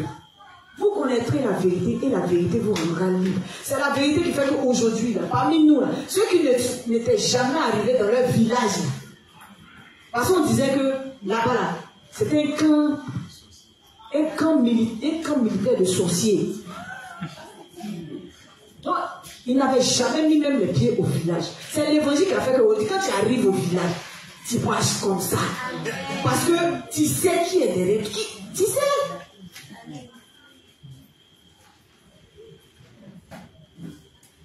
On est dedans. Il était taille. À minuit, tu ne dors pas jusqu'à matin. Tu es là, il était taille, il était barricade. Le lendemain, quand tu es dedans, s'il avait fait un moitié dedans, tu n'as pas dormi. Tu vas fou. Mais pourtant, tu dis, tu crois, hein, Jésus est mon Seigneur, mon Sauveur. Et qui t'a bien sauvé? C'est sorcier qui a venu sauver ta tête. Tu es sauvé ou bien tu n'es pas sauvé? Tu es sauvé. Et puis quand tu es malade, tu es un peu malade. Tu es un peu malade. Et quand tu es un peu malade, ça veut dire qu'il y a deux cas. Soit tu vas guérir, soit tu peux mourir. Mais quand on parle de l'autre côté, là, ça prend vite dans le temps. Moi, souvent, quand je discute avec eux, même ma maman, elle est musulmane, quand je cours souvent avec eux, puis je leur dis, moi-même, je dois m'asseoir avec vous, et puis on va parler. Quand je vais mourir, comment est-ce que vous allez faire? Quand il a dit, maman veut se tuer. Faut pas parler comme ça, faut pas parler comme ça, faut pas parler de moi, c'est pas bon. C'est une lettre, mais papa, il est parti. Papa est mort, non? Quand tu veux pas qu'on parle de la mort, c'est tu sais que quand tu dors, tu n'es pas en paix toi-même. Tu n'es pas en paix toi-même. Oh moi, c'est parce que je suis en paix moi-même que je n'ai même pas. C'est-à-dire, quand je parle même de la mort, c'est avec le sourire, et puis je suis en train de parler avec vous.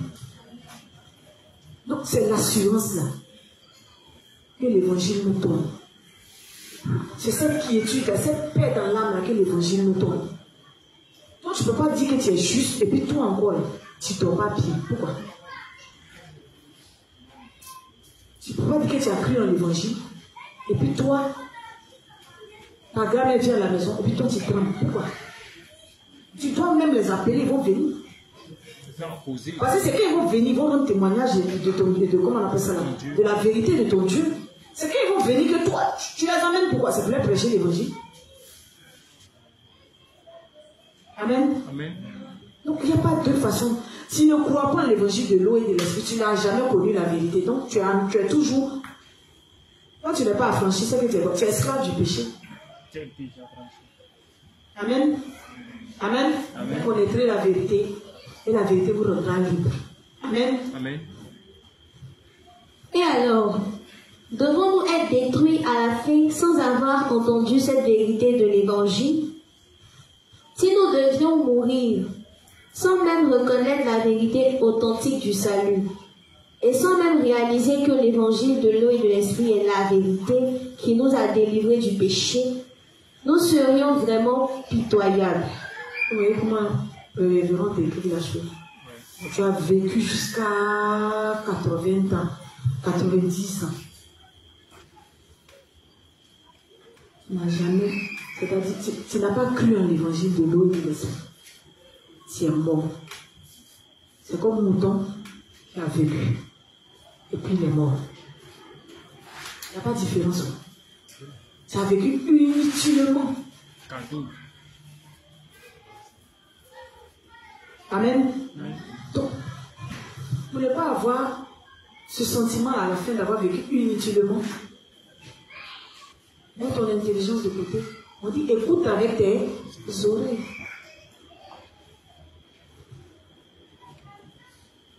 Amen. Donc, nous devons tous écouter l'évangile de l'eau et de l'esprit avec nos oreilles et y croire dans nos cœurs. Amen. C'est comme ça qu'on est le Dieu. Si on enlève les bouchons de nos oreilles, les bouchons de nos oreilles, ce sont nos pensées, nos soi-disant connaissances, notre intelligence. C'est ce qui bouche nos oreilles. Et souvent, quand tu t'en vas, tu es face à une âme. Quand tu es en train de lui faire, tu veux essayer de lui faire comprendre les choses, qu'elle t'apporte souvent sa compréhension. Souvent, et puis souvent, en temps de nuit, même quand on est face aux gens, même, dont on dit d'elle, non, aux personnes dont on dit d'elle que c'est là. Papier, on est non, papier, seulement elle a fait papier. On dit qu'elles sont intelligentes. Et puis quand tu es en train d'échanger avec elle, et puis tu te rends compte que, mais en vérité, c'est pitoyable parce qu'elle ne vaut rien. C'est là que tout prend son sens. C'est quand on est né de nouveau, on devient intelligent. Sinon, on n'a jamais été intelligent. Quand Dieu dit nul n'est intelligent, c'est là que ça prend son sens. Parce qu'il veut essayer de te démontrer aussi sa vérité d'après lui, là, de la Bible. Mais tu tombes de lui. Souvent, quand Pépé, le frère Pépé a donné son témoignage ici par rapport à ses soeurs qui étaient à la maison, qui passaient tout le temps à taillader, puis s'est levé, il est venu vers elle, et puis leur a demandé seulement, c'est quoi, 9 de nouveau. Elles ont duré là-bas, elles ne connaissent pas. Et puis il leur dit, mon enfant qui est à l'école du dimanche, il sait, c'est quoi 9 de nouveau. Quand il prend le tabernacle et puis il leur demande la couleur de la porte du tabernacle. C'est là même qu'elles ont capté que le tabernacle avait une porte.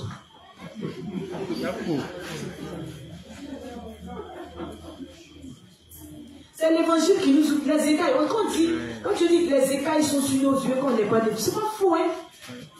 On n'a pas nombreux, on n'a pas parcouru la Bible. Bon, il y a des grands lecteurs ici, il y en a qui ont parcouru la Bible 10 fois même, avant de naître de nouveau. Et dans les 10 fois, est-ce qu'ils ont une fois vu l'eau et le Saint-Esprit? Non, est-ce qu'ils ont compris pourquoi est-ce que Jésus disait à Nicodème, si tu n'es né de nouveau d'eau et d'esprit, tu n'entreras pas dans le royaume des cieux. On n'avait même pas compris pourquoi Nicodème, même qui est un grand docteur de la loi, est venu voir Jésus-Christ.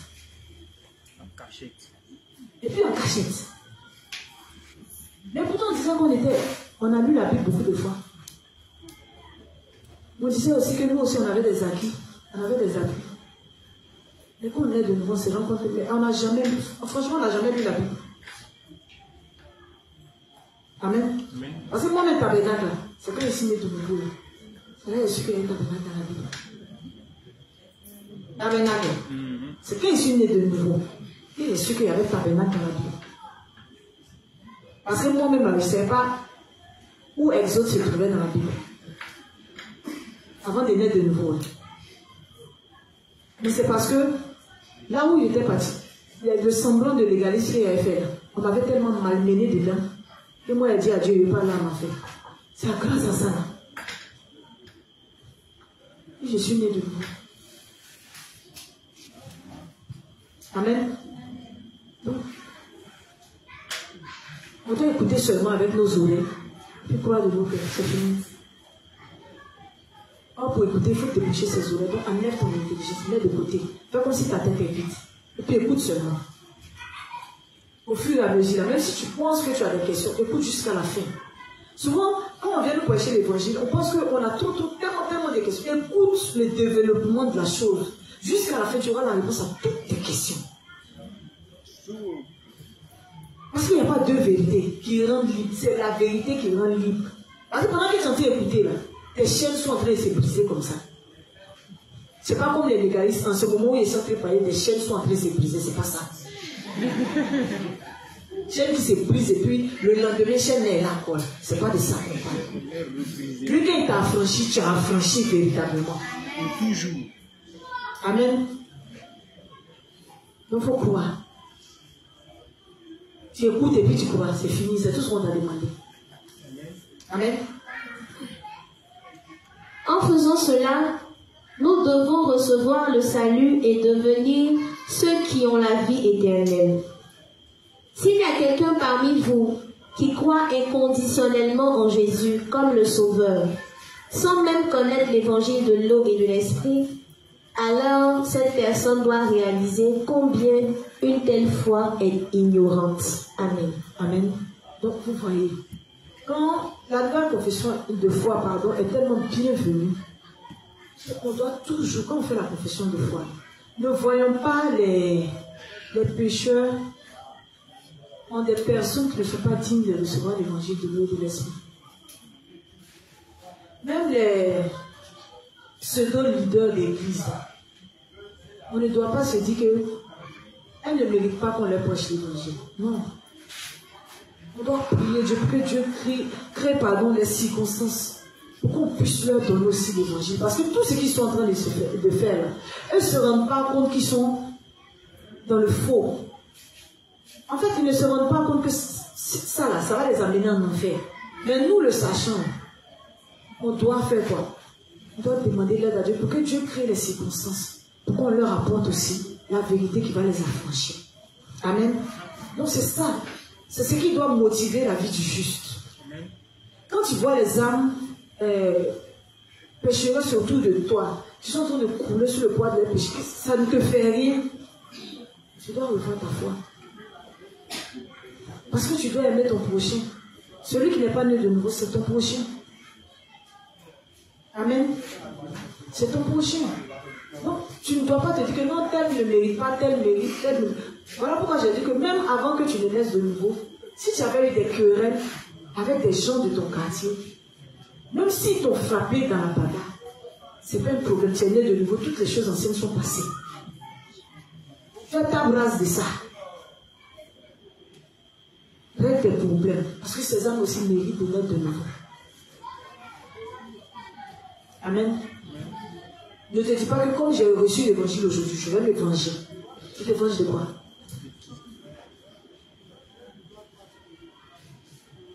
La vie du juste doit être motivée par comment je vais faire pour gagner des âmes. Quelles sont les prières que je dois faire pour que Dieu permette que l'évangile arrive là où je veux que l'évangile arrive. Amen. Parce que voilà, tout ce qu'on cite là, c'est ceux qui ne sont pas nés de nouveau là, qui vivent ça. Et puis à la fin, en fait, ils seront déçus. Amen. Donc on a fini pour ce premier principe-là. S'il y a des questions, on les pose. Sinon, on va titiller un peu le prochain principe parce qu'il est presque l'heure. Et puis demain, on va le terminer. S'il y a des questions, vous pouvez les poser. Il n'y a pas de questions? Ok. Donc, page 154, paragraphe 2, 3, 4, jusqu'à la page 155, paragraphe 1. Je reprends. Page 154, toujours le même livre. Le livre 51. Page 154, paragraphe 2, 3, 4. Jusqu'à la page 155, paragraphe 1. Les faux prophètes seront chassés loin de Dieu. C'est le titre. Les faux prophètes seront chassés loin de Dieu. Amen. La plupart des chrétiens ont commencé à fréquenter l'église sans même connaître l'évangile de l'eau et de l'esprit au départ. Rapidement, ils ont découvert la loi de Dieu et réalisé leurs péchés petit à petit en continuant de vivre leur foi. Et à la fin, ils tombent dans le christianisme doctrinal religieux, puis arrivent finalement à la destruction.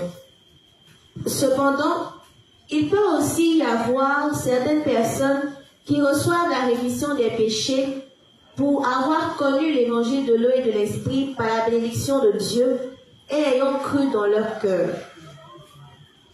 Mais ce qui m'attriste, c'est que la plupart des chrétiens aujourd'hui meurent dans des cris de lamentation, ne montrant aucun désir de connaître ce qu'est l'évangile de l'eau et de l'esprit. Les gens comme cela se lamenteront en ce jour-là en grinçant des dents. À la fin, ces gens protesteront comme ceci. Seigneur, Seigneur, n'avons-nous pas prophétisé en ton nom, chassé des démons en ton nom et fait beaucoup de miracles en ton nom? Puisqu'ils ont vécu en faisant tant de sacrifices pour le Seigneur, ils protesteront. Comment le Seigneur peut-il dire qu'il ne nous a jamais connus? Cependant, vous devez reconnaître que le Seigneur ne va jamais accepter que des pécheurs soient son peuple. Le peuple du Seigneur, ce sont ceux qui ont effacé tout péché de leur cœur une fois pour toutes, en croyant en la vérité de l'évangile de l'eau et de l'esprit. Les pécheurs chrétiens, donc, doivent continuer de faire l'œuvre de Dieu après avoir d'abord expié tous les péchés de leur cœur. S'ils ne le font pas, ils entendront Dieu leur dire durement: « Arrière de moi, vous qui pratiquez l'iniquité. » Matthieu 7, verset 23. Le Seigneur le leur reproche parce que ce sont de faux prophètes qui auront essayé de prêcher la parole de Dieu sans même avoir reçu la purification des péchés devant Dieu. Ce sont ceux qui ont travaillé dur pour le Seigneur seulement avec diligence, même s'ils ne sont pas qualifiés comme ses ouvriers. En d'autres termes, ce sont des ouvriers illégitimes. Amen. Amen.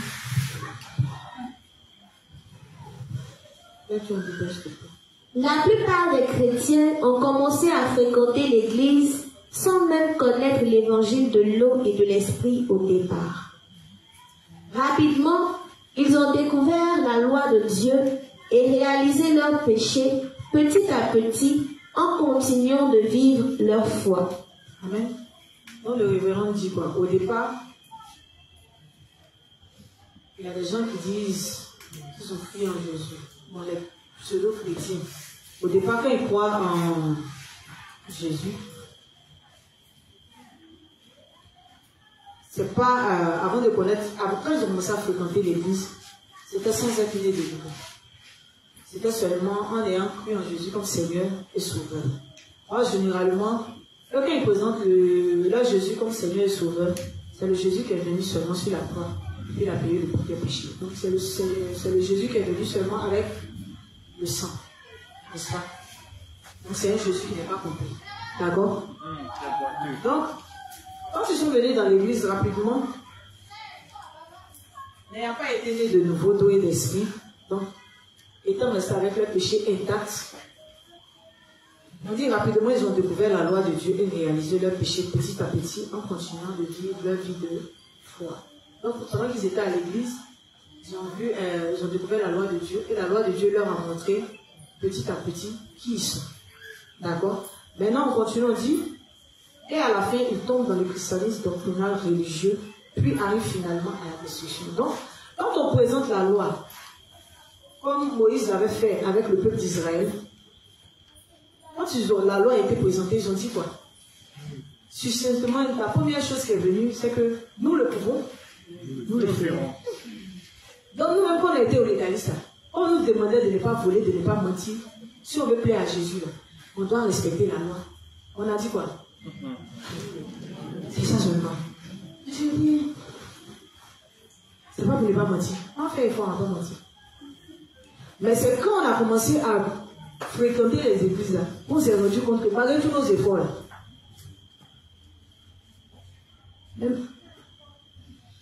même le cas d'un commandement, on n'a jamais réussi à respecter. Parce qu'on ne peut pas. Dieu a dit qu'il n'a pas donné la loi pour qu'on soit sauvé par elle. Parce que l'homme n'a même pas la capacité de respecter ne serait-ce qu'un commandement de la loi. Bon, on te donne 10 commandements. 603 articles de loi. Parce que eux, les articles de loi, ils ne les connaissent pas. Généralement, pour tout ce que moi j'ai connu, ils ne les connaissent pas. Ils te parlent seulement des 10 commandements. Mais les 10 commandements, mais quand tu leur demandes, ils ne les connaissent pas en intégralité. Mais pourtant, ils disent qu'il la respecte. Oh, Dieu, même pour fermer encore la bouche, il dit quoi? On pêche en pensée, en parole. Parole là même, on peut faire effort. Le jour où on décide peut-être de ne pas parler, on s'enferme dans la chambre, on ne parle pas. On peut contrôler ses pensées. Impossible. Dans un des livres du révérend, il dit le moine bouddhiste qui avait dit que lui, il allait respecter, comment on appelle ça, la loi là. C'est-à-dire qu'il voulait démontrer à Dieu que lui là, il pouvait devenir parfait. On dit s'est tenu devant quoi?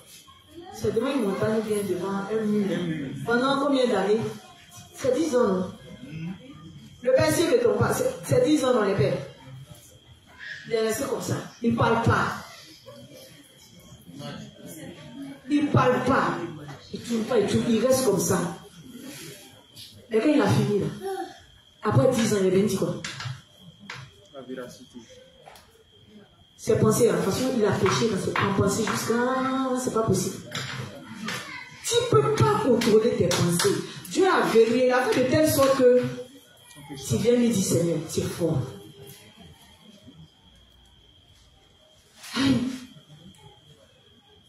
Donc, quand tu vois, on te présente la loi, il va faire. Moi, j'ai pleuré beaucoup de fois. J'ai dit pour ma petite expérience là, moi j'ai pleuré beaucoup de fois. Parce que quand c'est comme ça, quand tu commets les faiblesses de ta chair, les péchés là, souvent ça te fait tellement mal, parce que tu veux tellement bien faire, ça te fait mal. On te dit quand c'est comme ça, quand tu demandes pardon, il faut faire quoi là? Il faut te mortifier, il faut pleurer, pour montrer ta sincérité. J'ai pleuré, hein? Tu pleures quand la mort la coule, quand tu peux pas, tu pleures quand tu te couches. Mais quand tu finis de pleurer, quand tu vas pleurer, tu ressens un semblant de paix. Parce que dans ta tête, tu te dis que Dieu t'a pardonné. Et 1 heure de temps après, ils sont là. Il y a le péché là. Ils sont là, ils sont devant toi. Amen. Donc c'est comme ça. Tu n'es pas né de nouveau d'eau et d'esprit. Tu ne peux jamais dire que toi là, tu as réussi à tomber la loi. Et il y en a même qui disent qu'ils ont commencé par eux pensent qu'on monte, on arrive à devenir parfait en quoi là? Par degré. Par degré, merci. Donc, mon grand frère chéri, une fois il parlait de lui, il dit lui c'est mes plus. C'est mes plus en colère. Mais le même jour il a dit ça, j'ai réussi à le mettre en colère. Donc il s'est rendu compte que c'était pas encore fini. Voilà. Mon grand frère dit je suis rancunière. Et moi il garde les choses dans mon ventre. Il dit je suis rancunière. Il dit oui il reconnaît pour moi. Voilà pourquoi quand Jésus est venu, moi il a accepté vite. Et moi il sait que c'est mauvaise. Voilà. Mais toi tu n'es pas rancunier. Comment tu dis que toi tu pries Dieu pour que toi ta belle-mère, parce que quand tu es tombé malade, tu as dit que c'est ta belle-mère qui t'a rendu malade. Donc tu pries Dieu pour que Dieu la frappe. Quand tu ne lui prêches pas, toi tu as connu, par rapport à ta maladie, toi tu dis que tu as connu Dieu. Toi tu ne lui prêches pas la bonne parole pour qu'elle quitte dans ce dans quoi elle est. Mais toi tu dis que Dieu n'est qu'à la tuer. Et tu dis que tu n'es pas rancunier, c'est moi ici rancunier. Donc souvent, dans leur bêtise, ils commencent à penser que il y a certains commandements qu'eux ont réussi à adopter. Ils font plus ça. Il y en a même quand tu leur demandes, ils ne mentent plus. Et pendant même que tu es en train de dire que tu ne mens plus, tu mens. Ils ne mentent plus. Moi, je ne commets pas l'impudicité. Parce que tu as mis bague, tu ne commets plus l'impudicité. Tu te fous de qui même? Dans ta tête là, dans tes pensées là, toi tu sais ce que tu vois là-bas. Il y a des péchés qu'on pense qu'on cache mieux là. On se dit qu'on cache à tout le monde. On dit Dieu, on dit ils sont les cœurs, ils sont les reins. C'est quoi qu'on peut cacher à Dieu? Donc c'est que toi tu ne révèles pas aux autres dans ton hypocrisie là. Tu caches quoi à Dieu? Dieu voit ça. Donc quand ils sont face à la loi, on dit rapidement ils ont découvert la loi et réalisé leur péché petit à petit en continuant de vivre leur foi. À la fin, ils tombent dans le christianisme doctrinal religieux. On va faire un peu, jusqu'à... Un jour, on a fini les 10 commandements. Les 10 commandements, ça c'est ce que tu sais et ce que tu ne sais pas. Et ce que tu ne sais pas, que tu fais tous les jours. Et puis tu ne demandes pas pardon pour ça. Et c'est ceux même... Les péchés pour lesquels même tu demandes pardon. Est-ce que tu arrives à obtenir même le pardon de ça? Est-ce que toi-même tu as habilité même à demander pardon pour ça? Mais il y a des conditions. Si tu veux devenir sacrificateur, il y a des conditions. C'est les vies.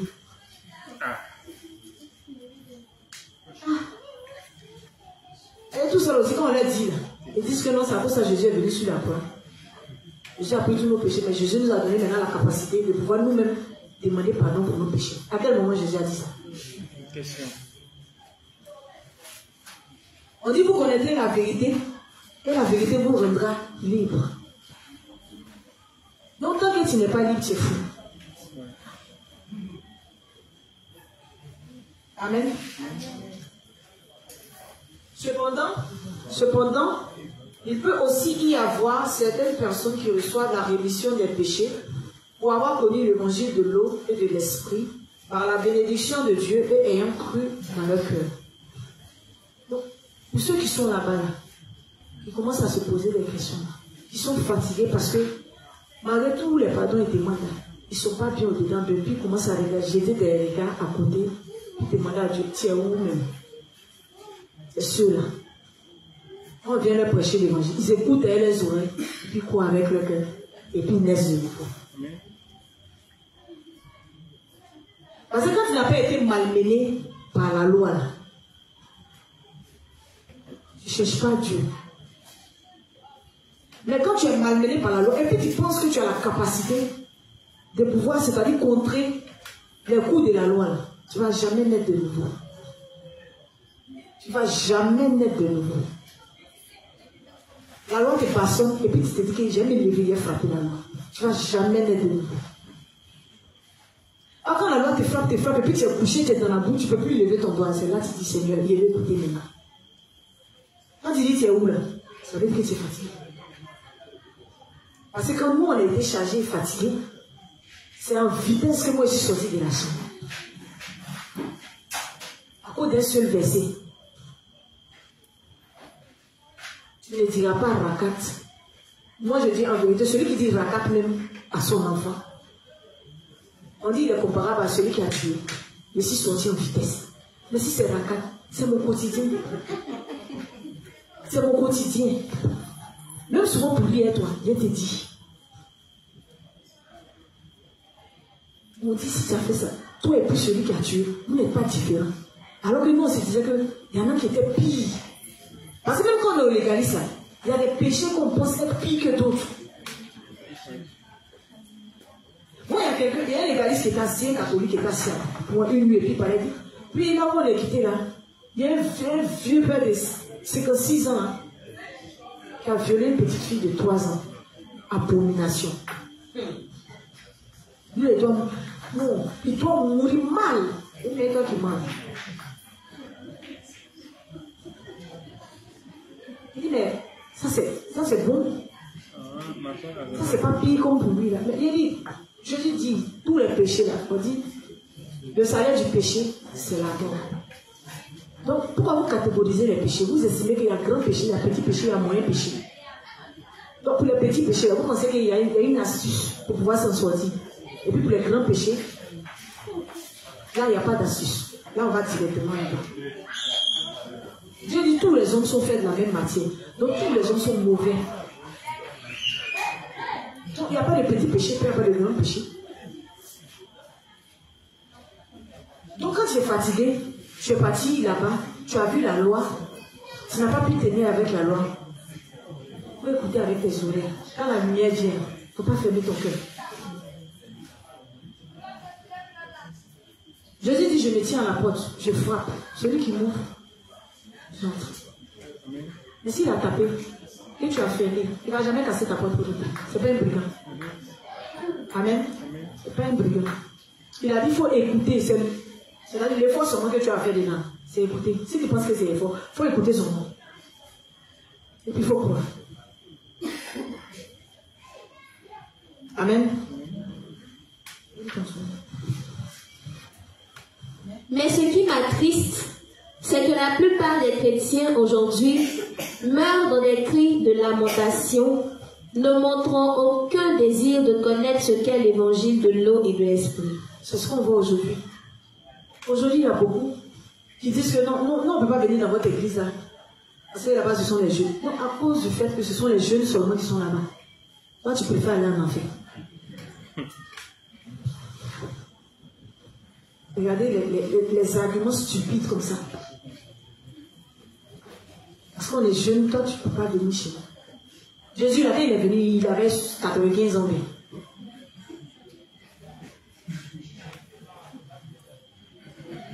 Petit. Nous, on est nés avant vous. Vous pouvez nous apprendre quoi? Vous pouvez nous montrer quoi? Mais les pharisiens, il y a beaucoup qui étaient plus vieux que Jésus. Et Jésus leur a enseigné la vérité. Nicodème, on n'a pas donné l'âge de Nicodème, mais c'est qu'il était vieux quand ils vont venir voir Jésus. C'était vieux. Claire, maman. Les apôtres qui avaient 95 ans parmi eux. De quoi on parle? C'est tellement petit. En fait, les arguments qu'on donne, c'est tellement bête. Mais c'est à cause de ça là même que Dieu va juger sévèrement. Pourquoi? On vient te donner la vérité. Non. Est-ce que ici là, c'est pas... Mais tu connais quoi? On dit que tu es inintelligent. Tu vas les proches, partez là-bas, votre truc là, on n'est pas dedans, votre truc de jeunes couplés décalés là. Et puis il y en a même qui attribuent ça à une nouvelle tendance. Depuis on était là. Où ça là c'était? Un coup comme ça c'est sorti, et puis là on a qu'à rentrer dedans. Aïe. On entend de tout. Hein, c'est bon, on va rester dans tout nous là, et puis on va mourir. Hein? On va rester dans ça là, tu vois. À cause de ton entêtement, tu vas aller en enfer.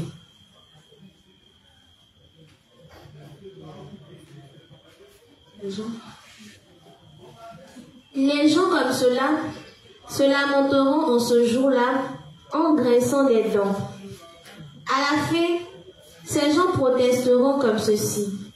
Seigneur, Seigneur, n'avons-nous pas prophétisé en ton nom, chassé des démons en ton nom, et fait beaucoup de miracles en ton nom? Moi j'ai toujours dit, à la fin, ça fait pitié, surtout les gens qui disent, qui s'asseyent, Dieu le dit. Ceux qui disent que Dieu leur parle. Et puis à la fin, ils vont se rendre compte que Dieu va te dire, je t'ai jamais prié. Pourtant, à cause de Dieu le dit, à l'église, quand il passe, on commence à pèse, Dieu lui parle, Dieu lui parle, Dieu lui parle. Honneur, on te donne.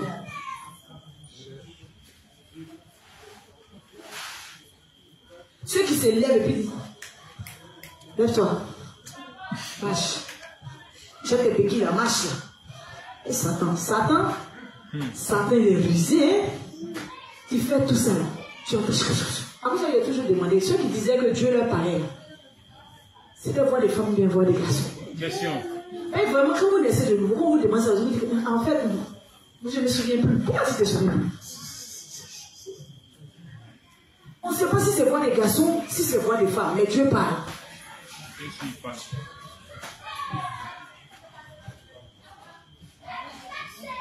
Ceux qui disaient qu'il y a eu une vision, ça fait pitié.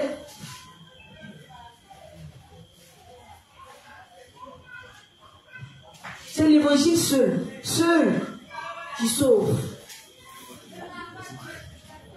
C'est pas moi qui ai fait marcher 17 paralytiques.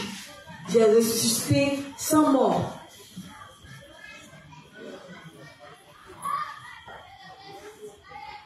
C'est pas moi qui ai fait parler les muets. Tu as fini de faire tout ça, c'est zéro. On dit à la fin, c'est une vie illégitime. Amen. tout ça, ça n'envoie pas quelqu'un au paradis. Tout ça, ça n'envoie pas quelqu'un au paradis. Amen. La seule chose qui t'envoie au paradis, en vérité, je te le dis, si un homme ne naît de nouveau d'eau et d'esprit, il ne peut entrer dans le royaume de Dieu. C'est tout. C'est la nouvelle naissance seule. À part ça, il n'y a rien d'autre, ni devant, ni derrière. Amen. Puisqu'ils ont vécu en faisant tant de sacrifices pour le Seigneur, ils protesteront. Comment le Seigneur peut-il nous dire qu'il ne nous a jamais connus? Tiens, Seigneur, 40 jours de jeûne, il est fait. Il sort partout. J'ai fait. Il a attaché foulard. Je suis allé dans le camp des Boko Haram là. Parce qu'il a dit Jésus. De toute façon, on m'a bastonné. Il a mouillé maillot pour toi. Il y en a qui ont décapité. On dit parce qu'il parlait de Jésus. Dans les pays islamiques, après, ils ne jouent pas ça. Mais les gens qui sont découpés comme ça, ils ne sont pas nés de l'eau. Ils vont partir ça. On a fait direct. Tu n'es pas né de nouveau, peu importe. Si tu veux, on a fait tuer quelqu'un et tu dis, c'est mon frère, il y a le soleil, donne ta poitrine. Tu meurs, tu vas en enfer. C'est pas ça qui sauve. Les prouesses inutiles, là, ça ne sauve pas. Est-ce que tu es né de nouveau d'eau et d'esprit? C'est fini.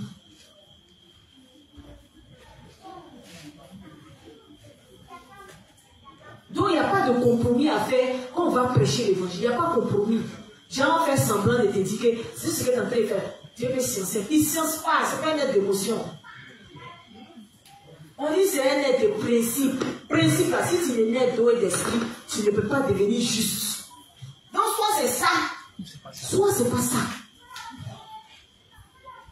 C'est nous, on veut essayer de plaire, on va dire non. Non, avec Dieu, non, il n'y a pas de compromis. Mais la voix que j'entends, c'est pas Dieu. C'est pas Dieu. Ça ne vient même pas de Dieu. Dieu ne parle pas comme ça. Moi, ma petite soeur a son soi-disant ami qui, d'après lui, dit quoi, il est évangéliste, se présenter. Souvent, ils sont en train de poser, puis le gars s'assoit, quand il commence à tirer la lobe, c'est lobe, non? Lobe de l'oreille. Il est comme ça. Ma petite soeur me fait signe, puis elle me gratte comme ça. Ça vient, regarde, tu es en train de lui parler. Mais pourquoi on peut se foutre des gens? Pourquoi? Le diable, il est méchant. Et puis qu'il va finir à l'instant, il va se mettre là. Et puis il est là, téléphone est visible.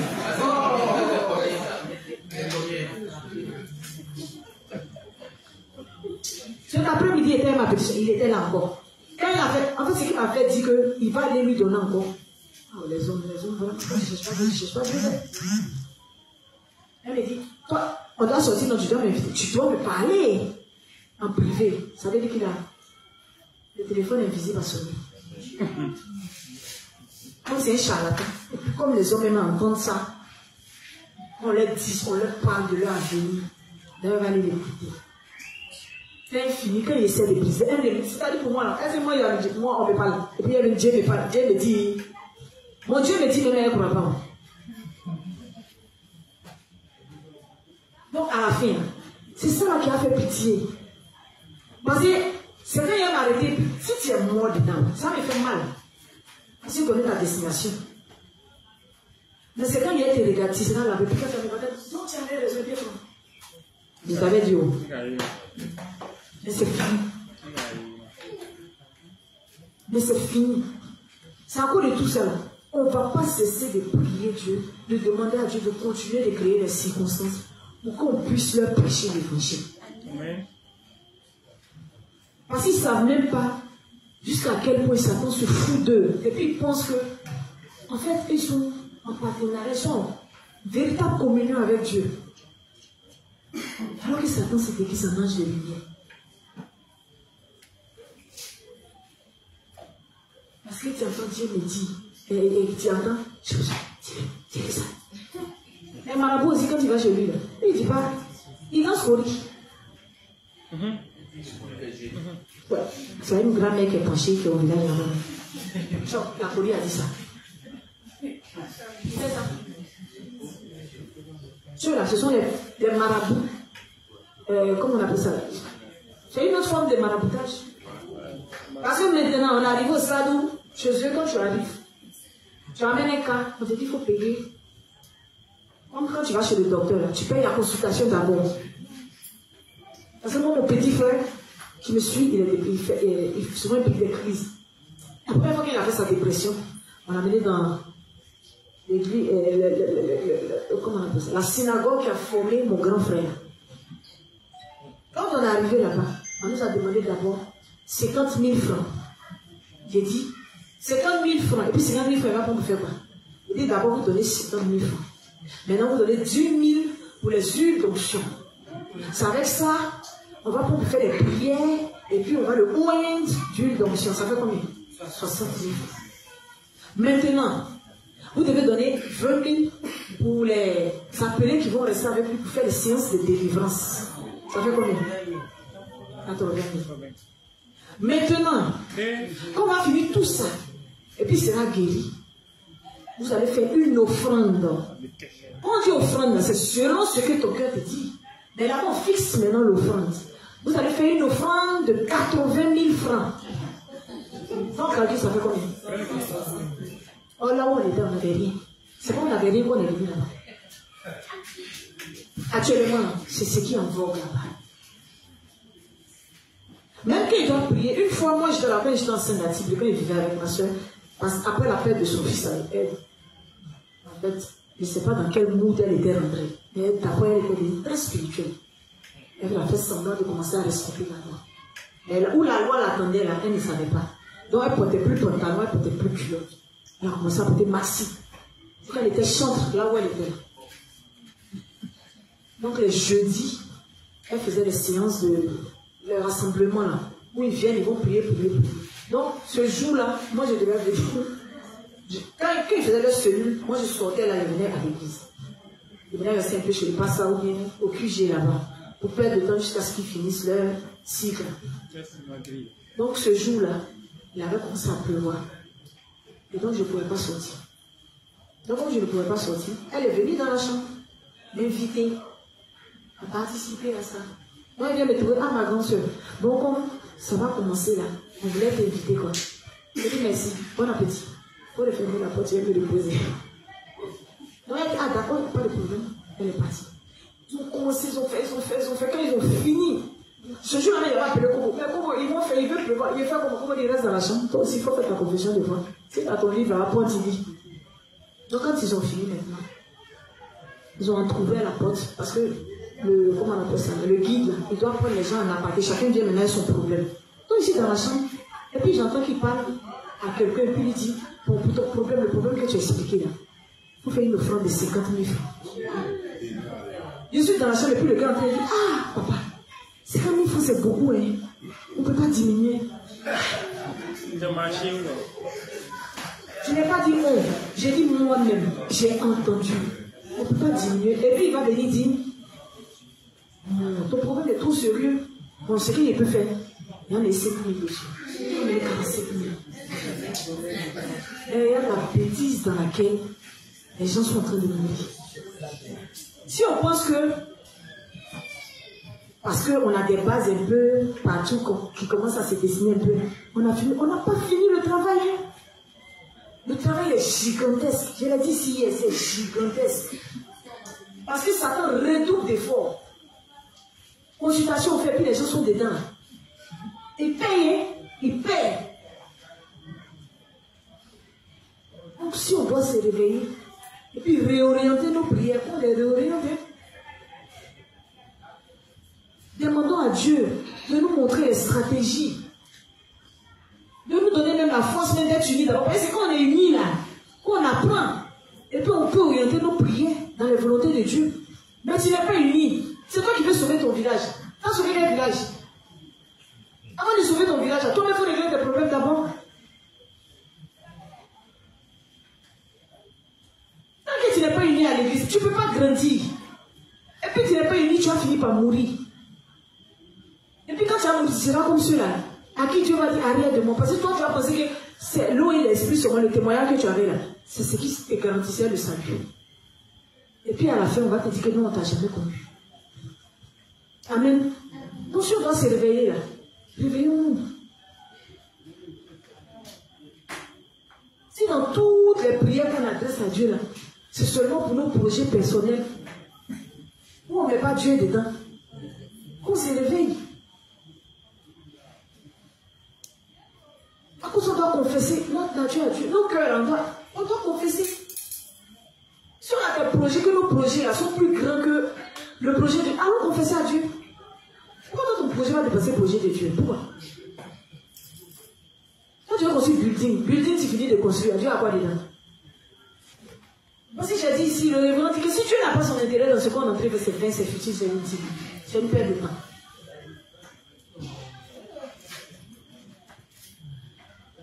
Amen.